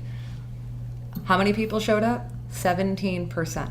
Oh, yeah. So I think you and I share this one opinion. Don't go online and pontificate for hours if you're not going to get in the mix and do something right. to enact I change. despise anybody who goes and looks at their ticket and votes D D D D D D D. I don't care if it's D D D D D or R all the way down, just because you're convinced that, like I said, there's some party out there that's got your best interest and the other party's the villain. That is nonsense. These are all, there's no cabal, there's no great conspiracy to put. There's not. Right. These are all just individual people coming from individual backgrounds and everything else. Money corrupts everybody. I don't care left or right. And the other thing is that the only thing worse than the person that votes that party line is the guy who doesn't vote. That's the worst. Vote. Go vote, and don't express an opinion and then tell me halfway through that you didn't vote. Like, that makes no sense to me at all. No. And then that'd run me right into the people who are so worked up about in-person voter fraud. Whenever someone's worked up about that and they start to explain why, I immediately assume and pretty much understand you don't vote. You don't see this can't be a thing if you actually vote. I don't need to go there with my ID because I'm on a list that's there and it's only my voting place. I can't just go I'm not buying a loaf of bread. So I can't go do it numerous times in all kinds of places. Well, It and doesn't it's work local. like that. I was a poll watcher for the last election. When there are errors, and there are voting errors, but it's not some voter showing up No, 3 times right. to vote. What'll typically happen is a vote won't be counted properly. So you'll have to have a poll watcher there to ensure that any inaccuracies are corrected. So the fact that we have these local elections with volunteer poll watchers, the idea that somebody's showing up in their own community in a library, I knew so many people from both sides of the aisle, hugging people from both sides of the aisle all day. The judges were thinking, what is going on? This woman is hugging somebody from Right. this side, that side. You will be very aware if there is large-scale voter fraud. What I did see was an African-American family, a black family, get turned away 5 minutes before the polls were closing. They were told they couldn't vote, that the voting had shut down. I had to call the clerk's office in Will County and have somebody call and verify that they had 5 more minutes. Voting was still open. So the type of thing we typically see isn't somebody trying to vote 8 times. It's voter suppression. It's the voter suppression. It's saying, oh no, I live in this red district and this black family that moved here last month Right, showed well, up and we know how they're going to vote. Someone on the right doesn't want to hear that because, and if you look at it try and pull yourself back from the team thing and say, okay, how can I have more of an impact on an election? Can I have an impact because one guy went out and voted 3 times in an election where 63 million people voted on each side of the election or roundabout there? He's going to make a difference by voting 3 times. He's not. And it won't happen, Bill, because there are clerks. What I'm trying to say is, as a poll watcher, those clerks come and verify one small error. Right. So when there was one error, we have the state's attorney out there. We have one error. Well, I did go down a rabbit hole that doesn't exist, so that can't happen. If I come in as Bill Geigner and I go to vote, they crossed me, they gave me my You've been ballot. counted. I've been counted already. It's over. If 15 minutes later the Mexican guy comes in, because they're all voting illegally, and says he's Bill Geigner, They're being bussed in by Soros. Right. First off, he can't because my ballot's already gone. And if he did get there before me and did that, and then I show up, then we got a problem. Then a poll watcher, such as myself, will Right. call the state's attorney and the clerk will come out and the vote won't even be counted Right. until we can verify the person that Right. was there was voting. So it never made it into a thing. And then But the other angle where we do voter suppression, where we make it that everybody that we know in this area can't get to a polling place, everybody that we know in this area is poor, they don't carry a photo ID with them, that kind of thing happens, we can suppress tens of thousands of votes, and that can make a difference because we do have an electoral college. And if I just can suppress 10,000 votes in Pennsylvania, which we've got, I think there's an issue right now that's going on with that there were like some 30,000 votes suppressed in Michigan and Wisconsin and stuff like that. It's far-reaching across the entire. Right. That can change the outcome of election because each state's counted separately. And it ties into dark money. So I know I've mentioned this book probably 10,000 times to you, the book Dark Money. The opening chapter starts with you can only take so much away from the middle class and accuse basically the brown people of fake things before they will be broke enough and angry enough to unite and come for you. When you go too far with it, you will end up having an upheaval. And what we're seeing is people that have no means or have no money being targeted and silenced. Historically, that's never really gone well. The civil rights movement with MLK. When you take away the one fundamental right a human being has, and you take that from them, they have a reason to be upset and to fight for that right.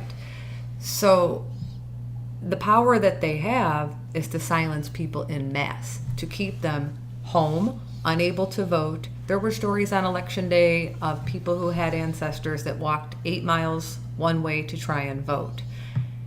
Anybody that is trying to suppress a vote, whether they are dark money from the left or from the right, should not be allowed to have any key role in our political world, our ideology, and we should all condemn it.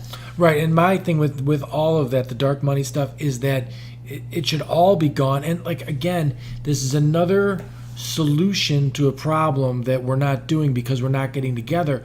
I have sat down with Andy, with Tony, with guys that are just, they're Republicans and you couldn't change their mind to save their life. But if you said to them, hey, this situation where people are funding campaigns and, you know, the dark money situation was going on, we could change that just by moving to publicly funded elections. I said to them, listen, if you could take, it cost you $8, would you spend $8 to take the legal bribery system out of the situation and make it that the people that are running for election are beholden to the public, not to corporations that are funding?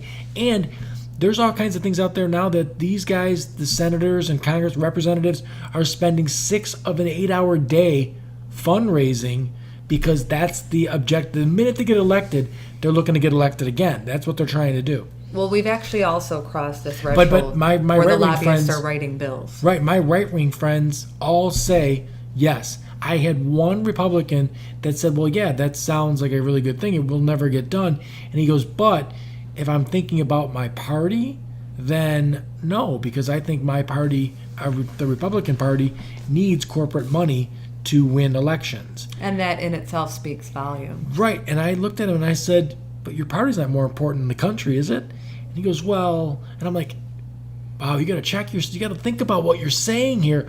You're saying that you don't think your party has the upper hand if we're only voting for the will of the people.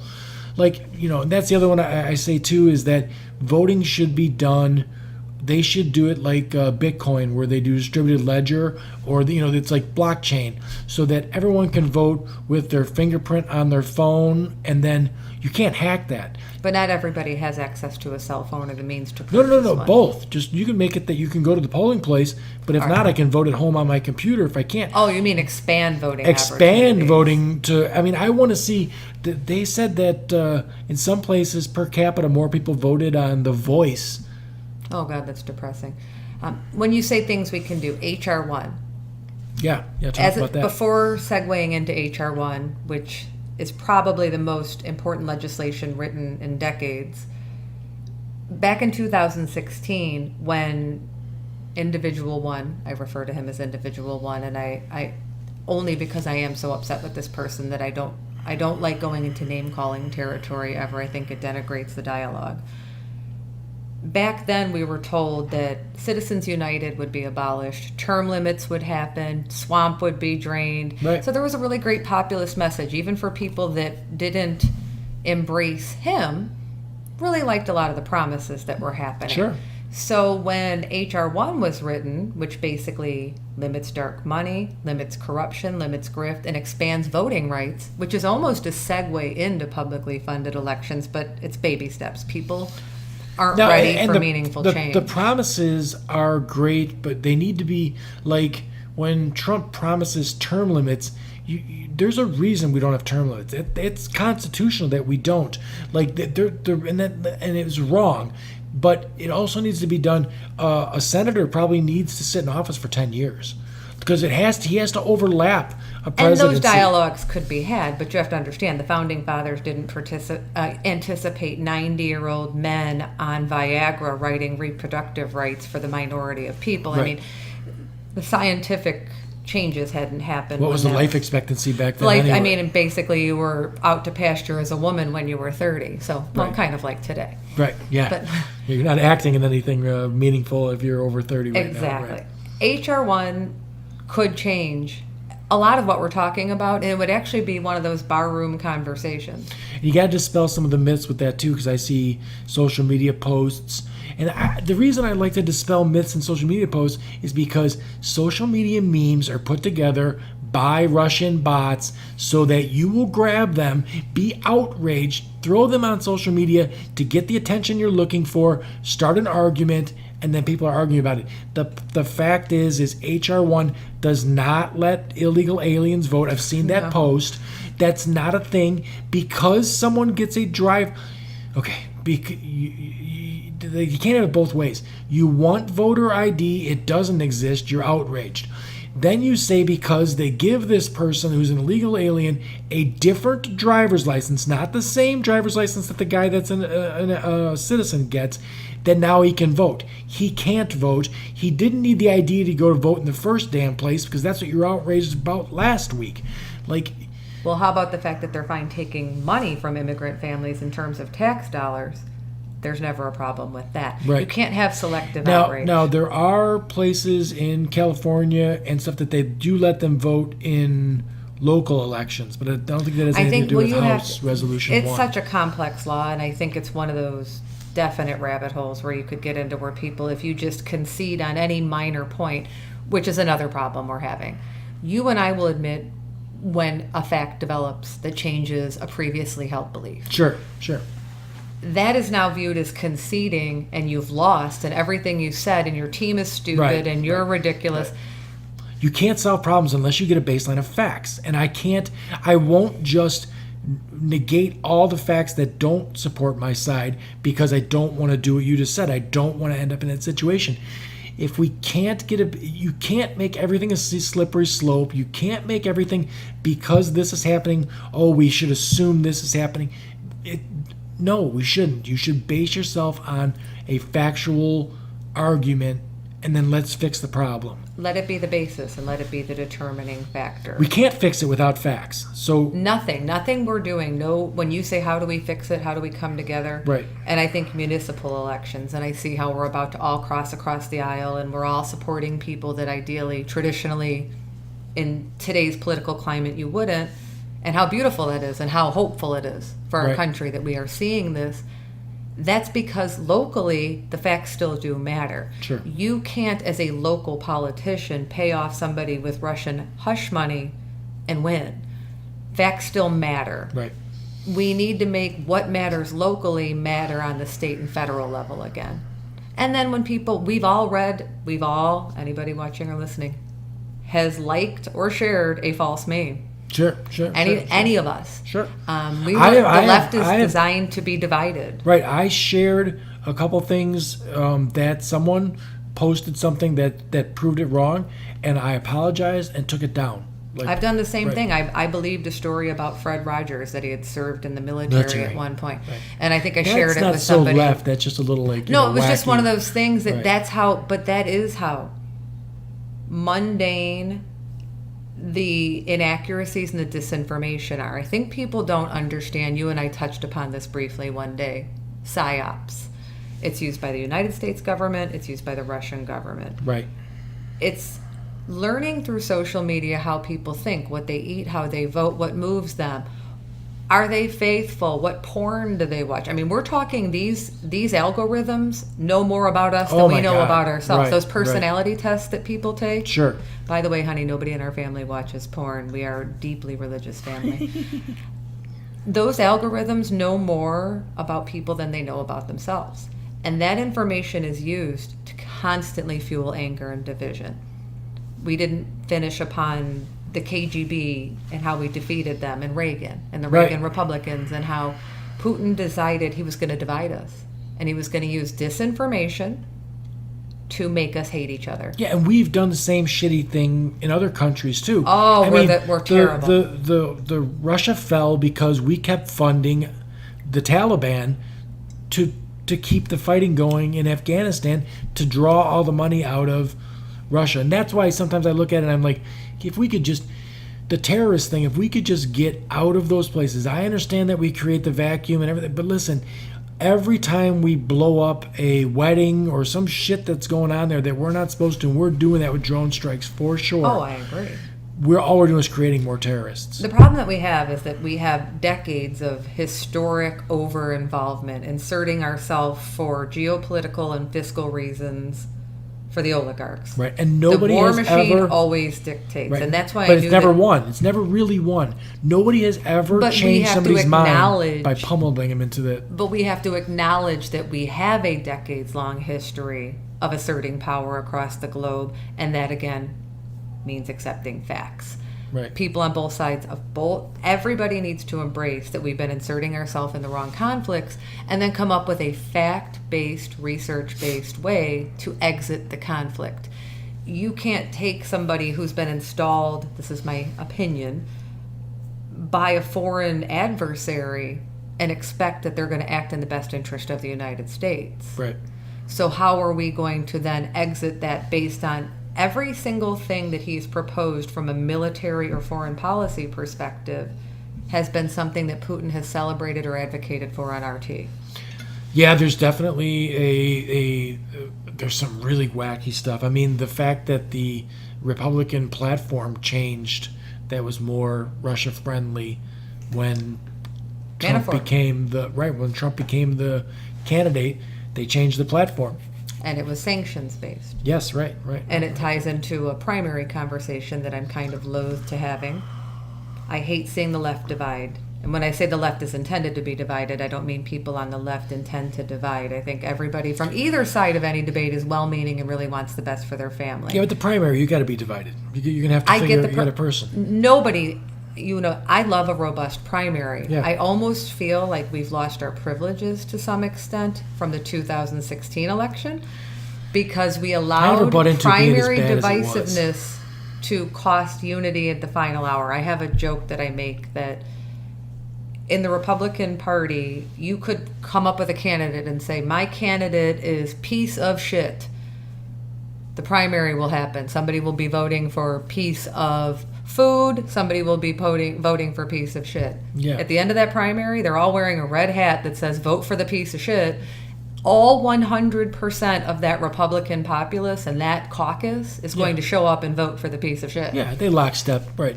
And I assure you that was just a coincidental. Trump is helping the Democratic Party be that. Everyone's united on the Yes, left. that ties back into how you said that would happen. Everyone's united to get rid of that guy. Like there's Yes and no. I thought that until the primary started. I'm watching the same Bernie Bros, Hillary, Pantsuit Nation. Right now we have an actual criminal enterprise at the White House. Whether you think Russia's involved or not, Right. there is a decades-long history of bank fraud, money laundering, and RICO charges that have been suppressed. besides the fact that he's ripped off all kinds of contractors and regular Joes and everything else. Trump, Yeah. military families lost their life savings over a fake university degree. Correct. All those things happened. It's not to as revenge from an election. These things happened before people like me even knew he would ever really think about running. Right. I'm pontificating, Bill. I Well, digress. in those situations, that's another one that's always out there. I and you also, and most of the people that I know on the left, nobody's upset that Hillary didn't win. Nobody is still stewing about that. Oh, I know. No. We never, as people that embraced Bernie in the primary, we were so angry that the DNC shoved her down our throats Yep. that we just had to do what we felt was in the best interest of the country and unite and vote. Everybody that I know, well, except for one guy, Eric, that I don't know what he did, and I thought he just voted whatever he did, and we all live in Illinois, so it doesn't matter anyway. But we all held our nose and voted for Hillary. I'm not certain that Eric did that because we had that conversation. I don't. right up I to the don't know moment. if he did or didn't. It's irrelevant, really. Hillary walked away with. But it's Illinois relevant in anyway. that the person you're referring to is highly intelligent and is informed. And if you could take highly intelligent, informed people and manufacture the social media and the information to the point that they might stay home, it's dangerous. Well, yeah, but not on a mass. Like I don't think there's enough of those. Like there's not enough. The amount of people If that all those stayed people would home- have showed up, I don't think. If you look at the numbers, because the Oh, they numbers were in can't the not rust. blame Hillary for not going to Michigan. I mean, Right. But I'm just saying. But if you look at the numbers, the guy won by like 77,000 votes, all placed in exactly the right spots. He won by those votes in Pennsylvania, Wisconsin, Michigan, the Rust Belt areas. and you know how that happened? Because they gave, this is just me reading court documents, not watching it on cable TV. If you read the Manafort transcripts, you'll see that Russian oligarchs, at this point he was representing Ukraine, were sold inside campaign information.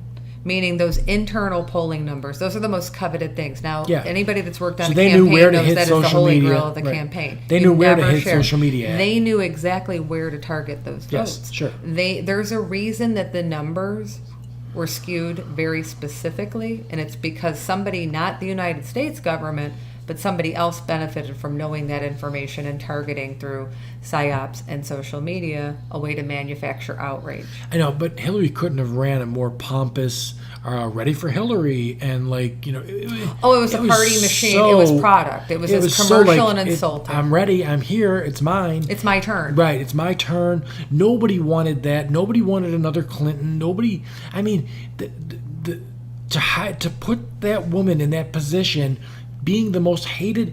There were more people that I talk to now even that said, when you get into a regular discussion with a person that voted for Trump, the end of the conversation always is, well, what was I going to do? Vote for Hillary? And I hear that point. Do I think she would have been more competent and would have at least...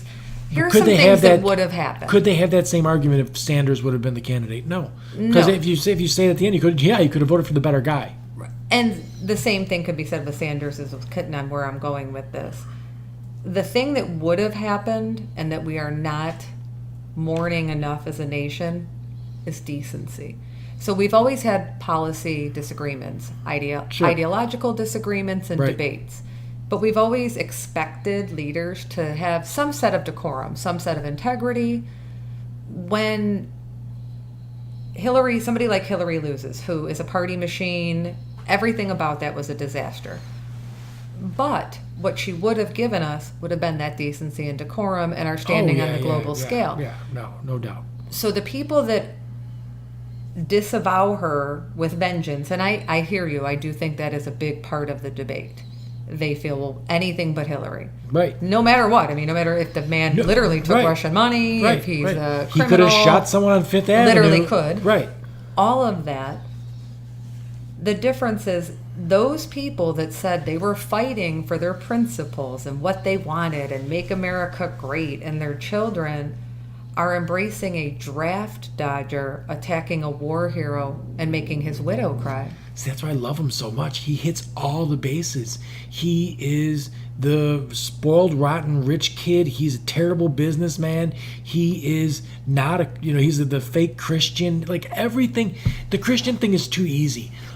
To make the masses think I'm a good person, I just pick up a Bible and walk with it. Like, it's the easiest cloak to put on. I didn't get my autographed copy. I don't know. Right. I'm just saying, it's so easy to just claim. You don't actually have to do good deeds or be a good person. All you got to do is say, me in the Bible. And he got up there and didn't know jack squat about the Bible and still got away with it. And because it ties back into something that'll be touched upon at all times, he has a platform that will sell him as this person. Information is power. When people on either side of the aisle conglomerate known information, they have the power. So you're able to take a serial philanderer, fraudster that had credible allegations of raping a 13-year-old in a Jeffrey Epstein party, which that topic, Yeah. as a side topic, should unite. This the Studio 54 thing or whatever it No, was? Jeffrey Epstein is the pedophile that Oh, yeah. The one in Florida that... right now our Secretary of Finance Right, is the guy that covered right. up for that. Alan Dershowitz, Dershowitz. that represented OJ. Right. He was lead counsel or co-counsel. I'm not a facts matter. It could be Yeah, corrected, right, no, but he was right. counsel Yeah. for Jeffrey Epstein. It ties into what we could talk about that would unite us. Was he the state's attorney down there? Or Acosta was the lawyer Acosta, that helped right. the victims. Everything about this happened in an illegal, unconstitutional fashion, and it's actually been the Fourth Estate, Information is Power, the Miami Herald, that has been exposing what's happening and got this reopened. These victims have been silenced. Bill Clinton and Donald Trump, selling himself as a Christian because information lets him, Sure. went to these parties. They were basically called pedo parties, whether it was the island or whether it was the plane.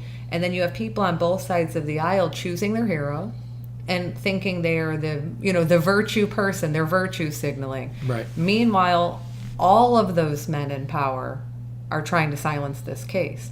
So it should unite us. We have the Clinton family and the Trump family. Well, that's what I feel like. I feel like Fighting there's in the background. two sides of a scale, and they both have grains of sand on them. And sooner or later, when the sand keeps, this whole thing's gonna just go. Like Trump is the catalyst. He's hitting everything. I mean, my God, pedophile. He backed the Moore guy and like openly said, this is a guy that's banned from the mall, and you wanted him to be one of 100 senators in the country. But the base doesn't believe it because they are being given information by Bill Shine, who... But like we talked about earlier, you don't need the base to believe it. You just need a couple of those grains of sand to fall off, and the whole thing is starting to Oh, tip. I hear you, and I'm fundamentally processing what you're saying. I'm saying that we know this, but they're being sold a completely different propaganda Absolutely. The base narrative. doesn't matter. The base on both sides doesn't matter. It doesn't matter.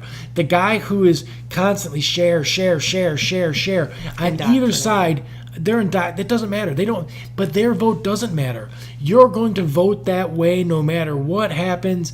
You're going to vote that way. That's fine. Do that, because nobody could get through to the share button guy on social media on either side.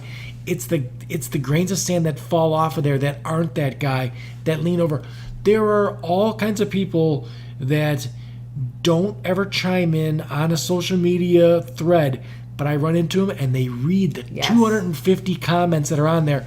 And when they start seeing stuff like people posting things like, see, this guy was banned from the mall, and stuff, those are the people that fall off and go the other way and vote that The way. independent silent lurker. Yeah, the They right. exist. So all you need is, and then look at the way the future, I believe, is super bright for the left. I mean, and I don't believe this because I'm, If we survive this dark chapter. right. But if you look at it, the Electoral College is the only thing that's keeping the Republican Party afloat. That and gerrymandering and everything else. Suppression. Dark But money. these things, all you need is the Electoral College thing sooner or later is going to become so unbalanced that you can't get that 77,000 votes in the right spot to make that happen. The demographics are working against Right, but them. even in the midterm, we took over so many governorships. The gerrymandering starts to shed off of that side too. Everything starts to shift this way. 20 years from now, unless the Republican Party changes their platform completely, I don't know how the demographics work out for them. Well, that's why Some of it the works Koch out. brothers were dissenting on immigration. Yes. And the only time you see pushback on Fox isn't because any one of those anchors woke up with a conscience, especially in the opinion shows.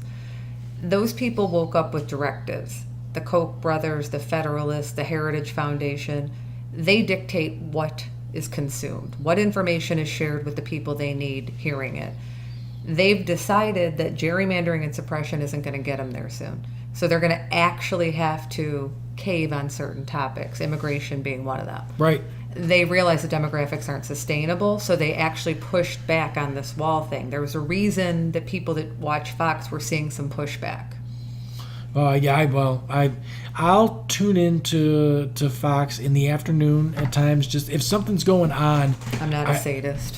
right? Well, I won't tune into Hannity or any of that stuff.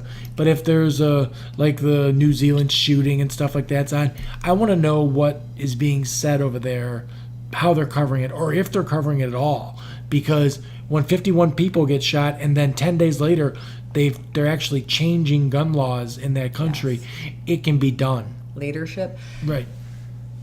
I always wondered why you would watch Fox when you would tell me this in various conversations.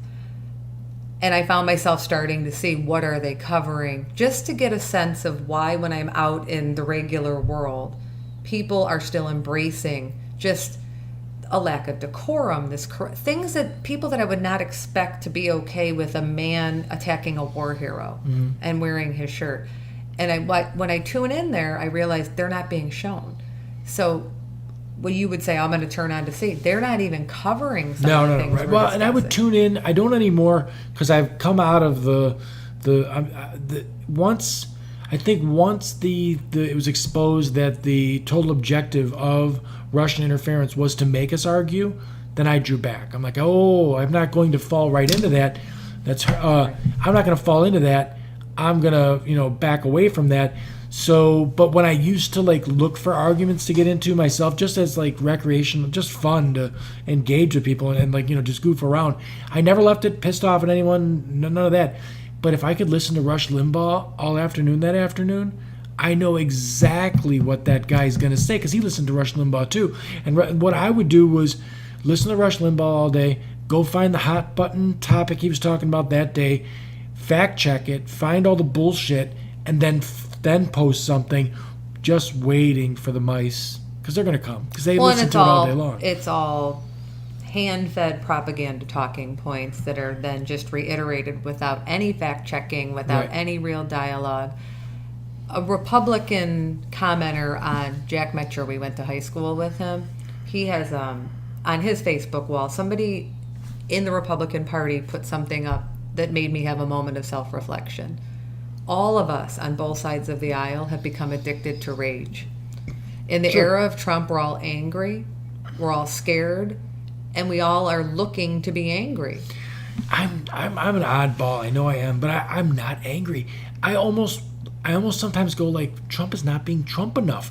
Like, come on, do I some think the McCain stuff. thing might have sold it for you a little bit this week. I still did. I Draft don't get, dodger attacks, Yeah, no, right. I don't get decorated angry war about hero. that. I do more. Keep doing that. The more you do that, they're the You little may not grains of sand. personally be getting angry, but I No, think I don't get angry at shit I can't control anyway, so I don't get angry. what this commenter on his wall, and this is a Republican friend of his, and they have a very polite dialogue. It's kind of the example of how you restore dialogue. Yeah. This commenter was trying to say, you may present a good argument here, but the fact that you're online arguing with me means you are validating my point to a degree. Right. And that's where the self-reflection, and that's where I found myself pulling away from those debates. Sure. Why am I doing it? Why am I on there fighting Yep. with these people I'm not going to sway? I could go out, knock doors, meet people and host events and reach the independents. Sure. Well, I still think that if you make a cogent argument and you stay away from libertard or what, there aren't as many for, like, I don't know the insult names that the left would use. There's no Republicard, I don't know, but like, Because calling somebody the R word is not really yeah, it's not cool anyway, but acceptable. right. So, but we don't do that as much on this side, as far as what I can tell, because that's not what I do. I'll pick on somebody for, like, if I write something and then they just come out of left field with Obama this or Hillary that, like that. What about it? What about stay on point, all this other stuff, and I'll like try and dismantle them on the social media thing without getting shitty, because I believe that people read this stuff that are the independents that don't want to. They don't have a side. They're not chiming in. Are they still reading it though? I could see we're in I don't know. 2016. I'm not feel doing like it anymore, so I don't know. 2016, I think that social media had the value. Anybody involved in the Bernie campaign or any campaign was being advised to spend a solid hour a Obama day probably got elected on. Yeah, he used it very with well. cogent, Yep. concise, well-balanced debate. The people are so divided right now that I don't know that it has the value anymore. No, right. So I feel like time's better served out there electing good people, Sure. changing local races. The one thing Trump did do was get everyone engaged on a civic level.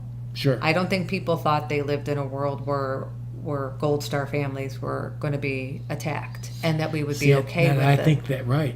I'm not okay with it at all, but I'm okay with him doing it. So I don't know if that makes any sense. You like the exposure of the hypocrisy. Yes, You've well, been for a I decade like that being told that these independents people would look at that yeah. and go, "Oh shit, that's pretty fucking rough." Well, and our background is a decade of people telling us they were the people that cared about the military, cared Right. about the veterans, cared about family values, and then when push came to shove, sold out every single deeply purported Sure, principle. sure. And the 30% thinks if they back Trump's play on that it's going to make it okay. It only makes it okay with the 30%. Like And everything's okay with that. I made a comment a little while back that I was going to grab every obscene, terrible, shitty thing that my right-wing friends post on Facebook and start sharing that, because I thought that worked just as productive as posting facts, because I think people see this stuff and go, holy cow, really? But I think we're becoming numb to the lack of decency. Sure. When I you didn't have a do it, sitting but- president that has a Twitter account that, and you and I think we discussed, we've both been pretty tuned out. I was getting push notifications for his tweets for the longest time. But I mean, we've both been not dialed into the way we used to be, just almost as a sanity breather. Nothing is changing. No matter how much hard-hitting evidence happens, we wake up with the same absolute shit show that we started with yesterday. Sure. You can watch Rachel for 8 hours and you're still not going to see, you're not going to wake up with any meaningful change. We talked about this before. I don't watch any of Rachel either because, like I said, every single night for the longest time it was, we got him. And I'm like, And that's exactly it's the point. Geraldo's revolt, or Capone's vault constantly with that stuff. You got nothing. You I got will nothing. say, I would think a reality show exposing the AMI vault, which is the vault that I know that one. would be- Geraldo could host that, and we could David we could Pecker's fix the vault. deficit inside one episode if Geraldo opens up the AMI vault. Well, they also say that they could probably get big ratings if they could just post on ESPN, make it a pay-per-view event of him actually golfing, because I doubt he's any good at golfing. Well, you'd have to hear him. He's the best. He's the best ever. Right, He has right. trophies in there that he Right. didn't win. But what I meant earlier is that the numbness that we're feeling to the lack of decency, we always had differences, but there were certain things that were just mores and norms that were untouchable. Attacking a decorated war hero Okay, was Yeah, a bad. nonpartisan rebuke. right. We had a sitting president attacking a dead war hero, and this is again a man that is a serial draft dodger Right. that called Studio 54 his Vietnam, Right, 'cause he kept and has made it the through without audacity herpes. to do this, and his base is attacking the widow when she is pleading with people Right. to stop attacking her dead war hero Sure. husband. Sure. Social media has almost made us numb to the erosion of those norms. So our conclusion would be that the only way to get some civility is to really, really try and get a baseline of facts. Yes. Let's try and work from a baseline of facts. That's all I got for that. Other solutions that I think benefit the country. Not solutions. I think Trump is the solution for the left. I really do.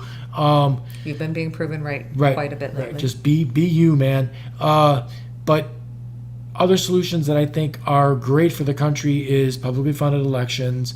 I mean, if you want to say get rid of Citizens United and it's on the way to getting rid of Citizens United is one thing that would be helpful, but it's not the end game. The end game would be publicly funded elections. Make it that there is no formal bribery. It's one aspect. It's Right. one prong. Right, and then other things that Information control. When you have the Adelsons buying new Nevada you papers, can't have.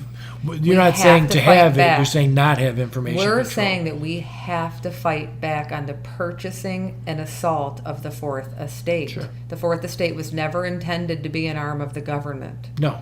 It was Right. precisely what we were founded to not be. Right. There should be some news organization out there that is just the fact checking situation where you triple fact check, and if it's a fact, then it's out there in the nowadays things are we're so connected with all the streaming apps and everything else like that. Our elections could be boiled down to 6 months of election, and there's a streaming channel for the candidates, and you can go on there and find their platforms and stuff like that. We do not need to do 2 years of an election and billions of dollars put into it. Now, there's a lot of jobs created with that situation for all the speechwriters and the analysts and everything else, but that money could be spent on things to be more productive in the country for sure. But so the biggest thing I have is publicly funded elections that would move the government back into being for the people, not for the corporations. My thing would be, the thing that we could do is to get engaged on a civic level, go talk to the people in your community. Having knocked doors and worked on campaigns or been a participant in volunteering for charities, you find that politics doesn't really come up that often. Even when you're out there knocking doors, you're really just encouraging people to vote. And you're going to encourage people to vote even if they vote in a manner different than yours. Engaging on a civic level can change things. And then fighting against any attack on the Fourth Estate. I know I sound like a broken record, but I cannot reiterate the importance of the Fourth Estate. The free press, right. And the fact that the only way we're going to get to that common dialogue where you're at the bar with a Republican friend and you have that shared dialogue is if there is a trusted journalist that has journalistic integrity standards. So if you purport yourself to be a journalist, you have to adhere, like Shep Smith on Fox News. He's the actual journalism segment. Yeah, and they don't like him. But here's the problem with that. He's the one that actually has to report facts or redact them. So if you don't like him, it's actually kind of irrelevant because what he's doing is adhering to journalistic standards. Right. So if we can restore journalistic standards and fight for the Fourth Estate, we now have a functioning, strong press that is the basis of fact. Yeah, how do you get around because the press is the press is the animal that it is because of ratings. I mean, Right, it's Fox all News profit-driven. is what it is because they know most people that are watching daytime news are 69 years old, sitting in a home somewhere. They have all day to look at the TV. That's their clickbait. That's, you know what I mean? And then that's the other thing with the internet now.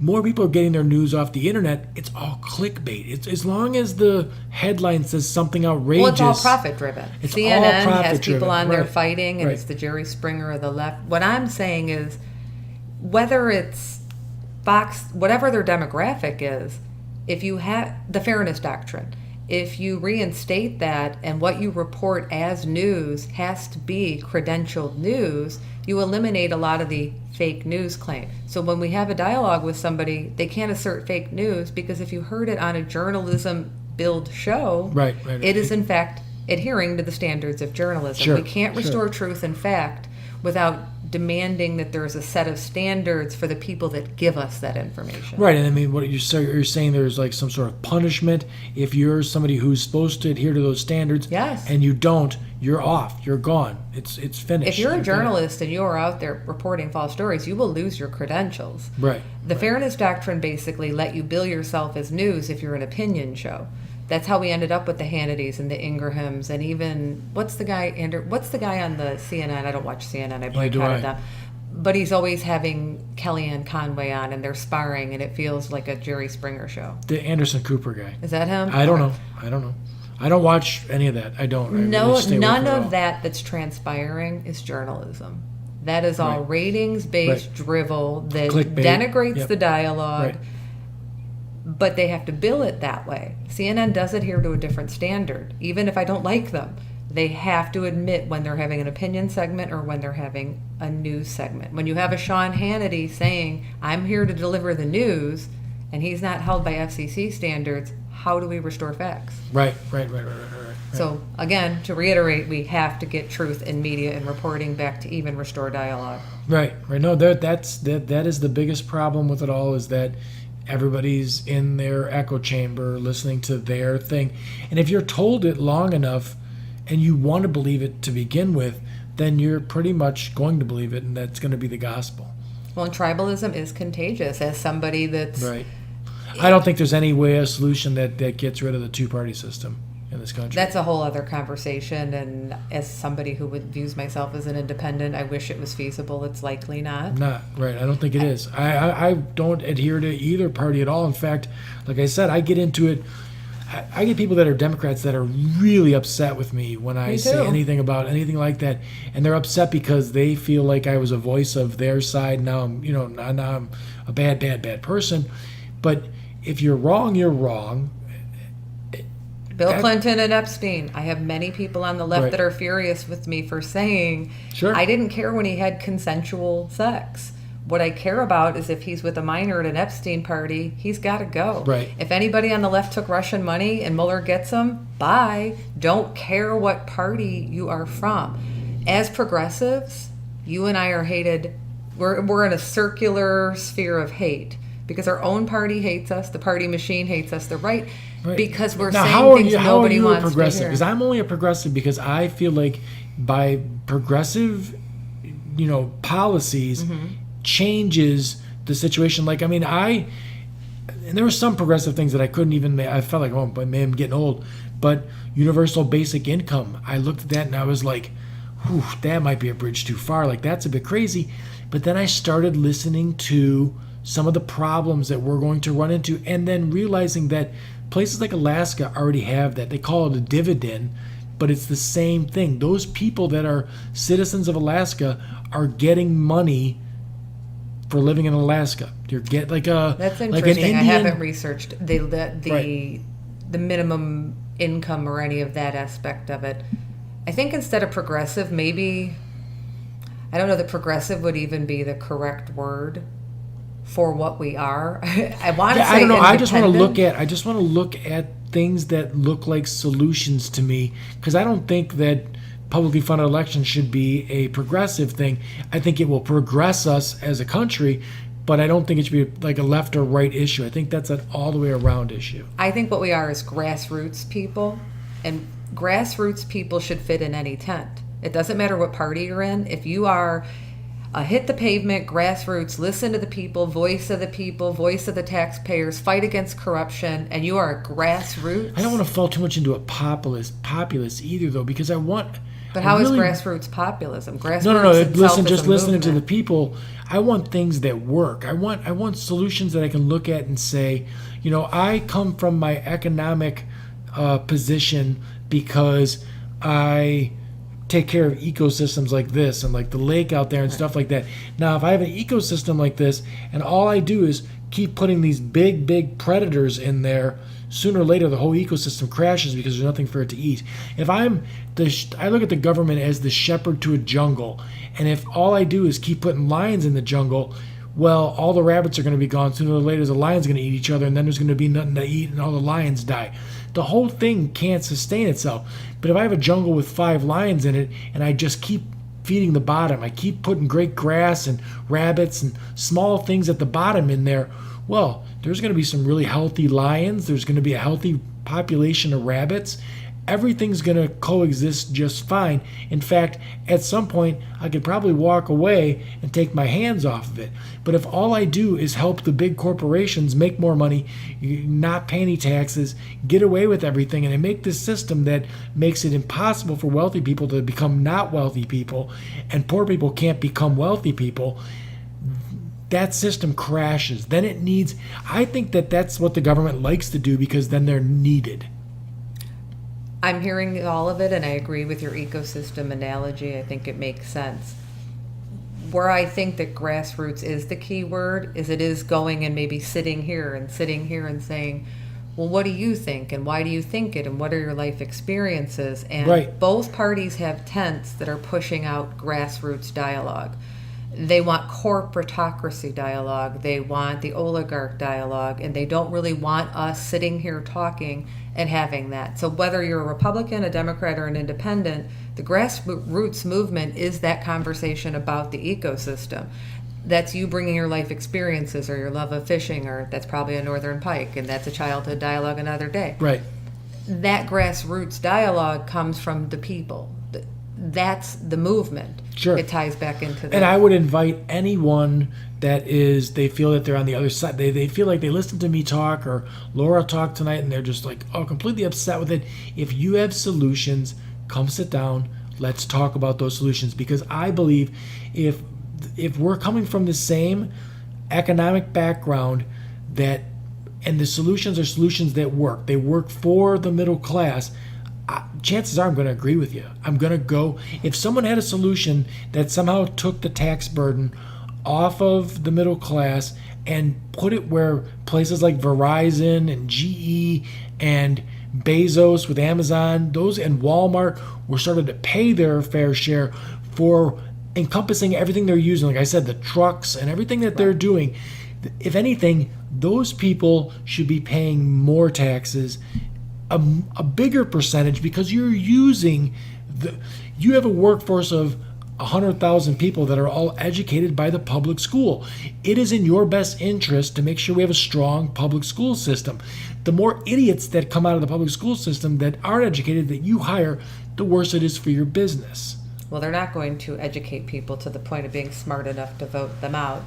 But if you could go back in history and tell the serfs that one day there would be a newly formed democratic republic where the serfs fought for the kings and went on this device called social media and fought the battles of the kings and the wealthy and the royalty while they were indentured servants trying to pay bills, and turned on each other in their defense of the king, nobody would have believed it. A dystopian novel could not have created our current reality. There's too many angles that they come at this thing. They come at it with fear of the other. So, like, Fox News tells you all day long that the Mexicans that are coming for they're going to cut your heads off and all this other, which is mostly nonsense.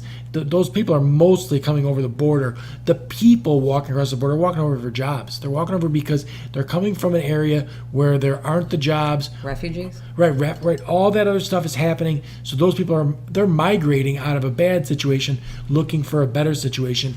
If we had any economic sense about us at all, we would open our arms to the people that are coming here for the good. Because when you come here for jobs, you're coming here to make money, to spend money, to be part of something that you left the other thing. I don't think some people can understand that you would you would pack up your family, leave everything you know, all the people you know, the language that you know.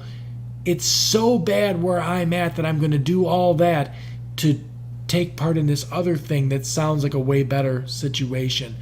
When I coach kids that are first generation from Mexico in here, they're more patriotic than the kids that are third, fourth, fifth generation Americans in this country. Because they actually saw something, and so I got to get over there because that's the thing. So, and then value it when you get it. But Fox News comes at it with fear of the other, fear of terrorism, all this thing to make you immediately hate that other side to begin with. And that's the control of information. If people that came here seeking respite were just greeted with the principles on the Statue of Liberty, we wouldn't even be having this debate. Right. No, for sure. So we got to cut through the clutter of the way that Fox News comes at it. You know what I mean? The whole, or reinstate the fairness doctrine. No, Fox News should exist. It's a business. People on the left get furious. Sure. I think that they are entitled as a First Amendment right to exist. Yep. But let's reinstate the fairness doctrine. It's ironic. Now, Reagan didn't do it himself, but he was at the helm when these changes happened, that somebody who spent his whole life fighting the KGB will have actually been the disinformation source to let the KGB defeat the United States of America. Right. It's an irony. They can exist, but they have to adhere to journalism standards of integrity if they want to bill themselves as journalists. Right. No, that all boils back down to having a baseline of what's fact and what's fiction, because that will help solve the problems. And my main goal in anything when I have a political conversation is I would like to see people like myself that come from a middle class upbringing, that they can rise up, that they can live a life where I don't believe a guy should live his whole life for a job that he's at as a slave like that either. I think that you should have all kinds of things that you do for yourself outside that job and everything else. And the middle class is getting squeezed harder and harder and harder where they can't. So I just want solutions that make the middle class a stronger middle class. A byproduct of that is going to be that the rich people are going to keep getting richer, and I'm fine with that. Like, if you own Well, the Walmart, wealth is distributed so unfairly right now, and because we skipped the bourbon segment, because I drove, I won't give you my Roman Empire pontification about the elimination of the middle class. It's a 2-hour doozy that I'll spare you. good, some other time. But the fact remains that the middle class can only be squeezed so much before there is some pushback. And I think you and I both want to see a thriving middle class. And Sure. we have such disproportionate wealth, and the people controlling the information have the people that are being harmed by policy turned and facing each other and fighting each other and then laughing all the way to the bank. Right. And we all really want a world that is better and a world that's good for our children. We have so much in common. No, we do. That's the major thing, is that if you're a super right winger and you're a super left winger, and you come from the same background, you have so much. You have a reason to try and cut through the bullshit to try and get to a solution. I think it was good talk. We're like 2 hours and Oh, wow.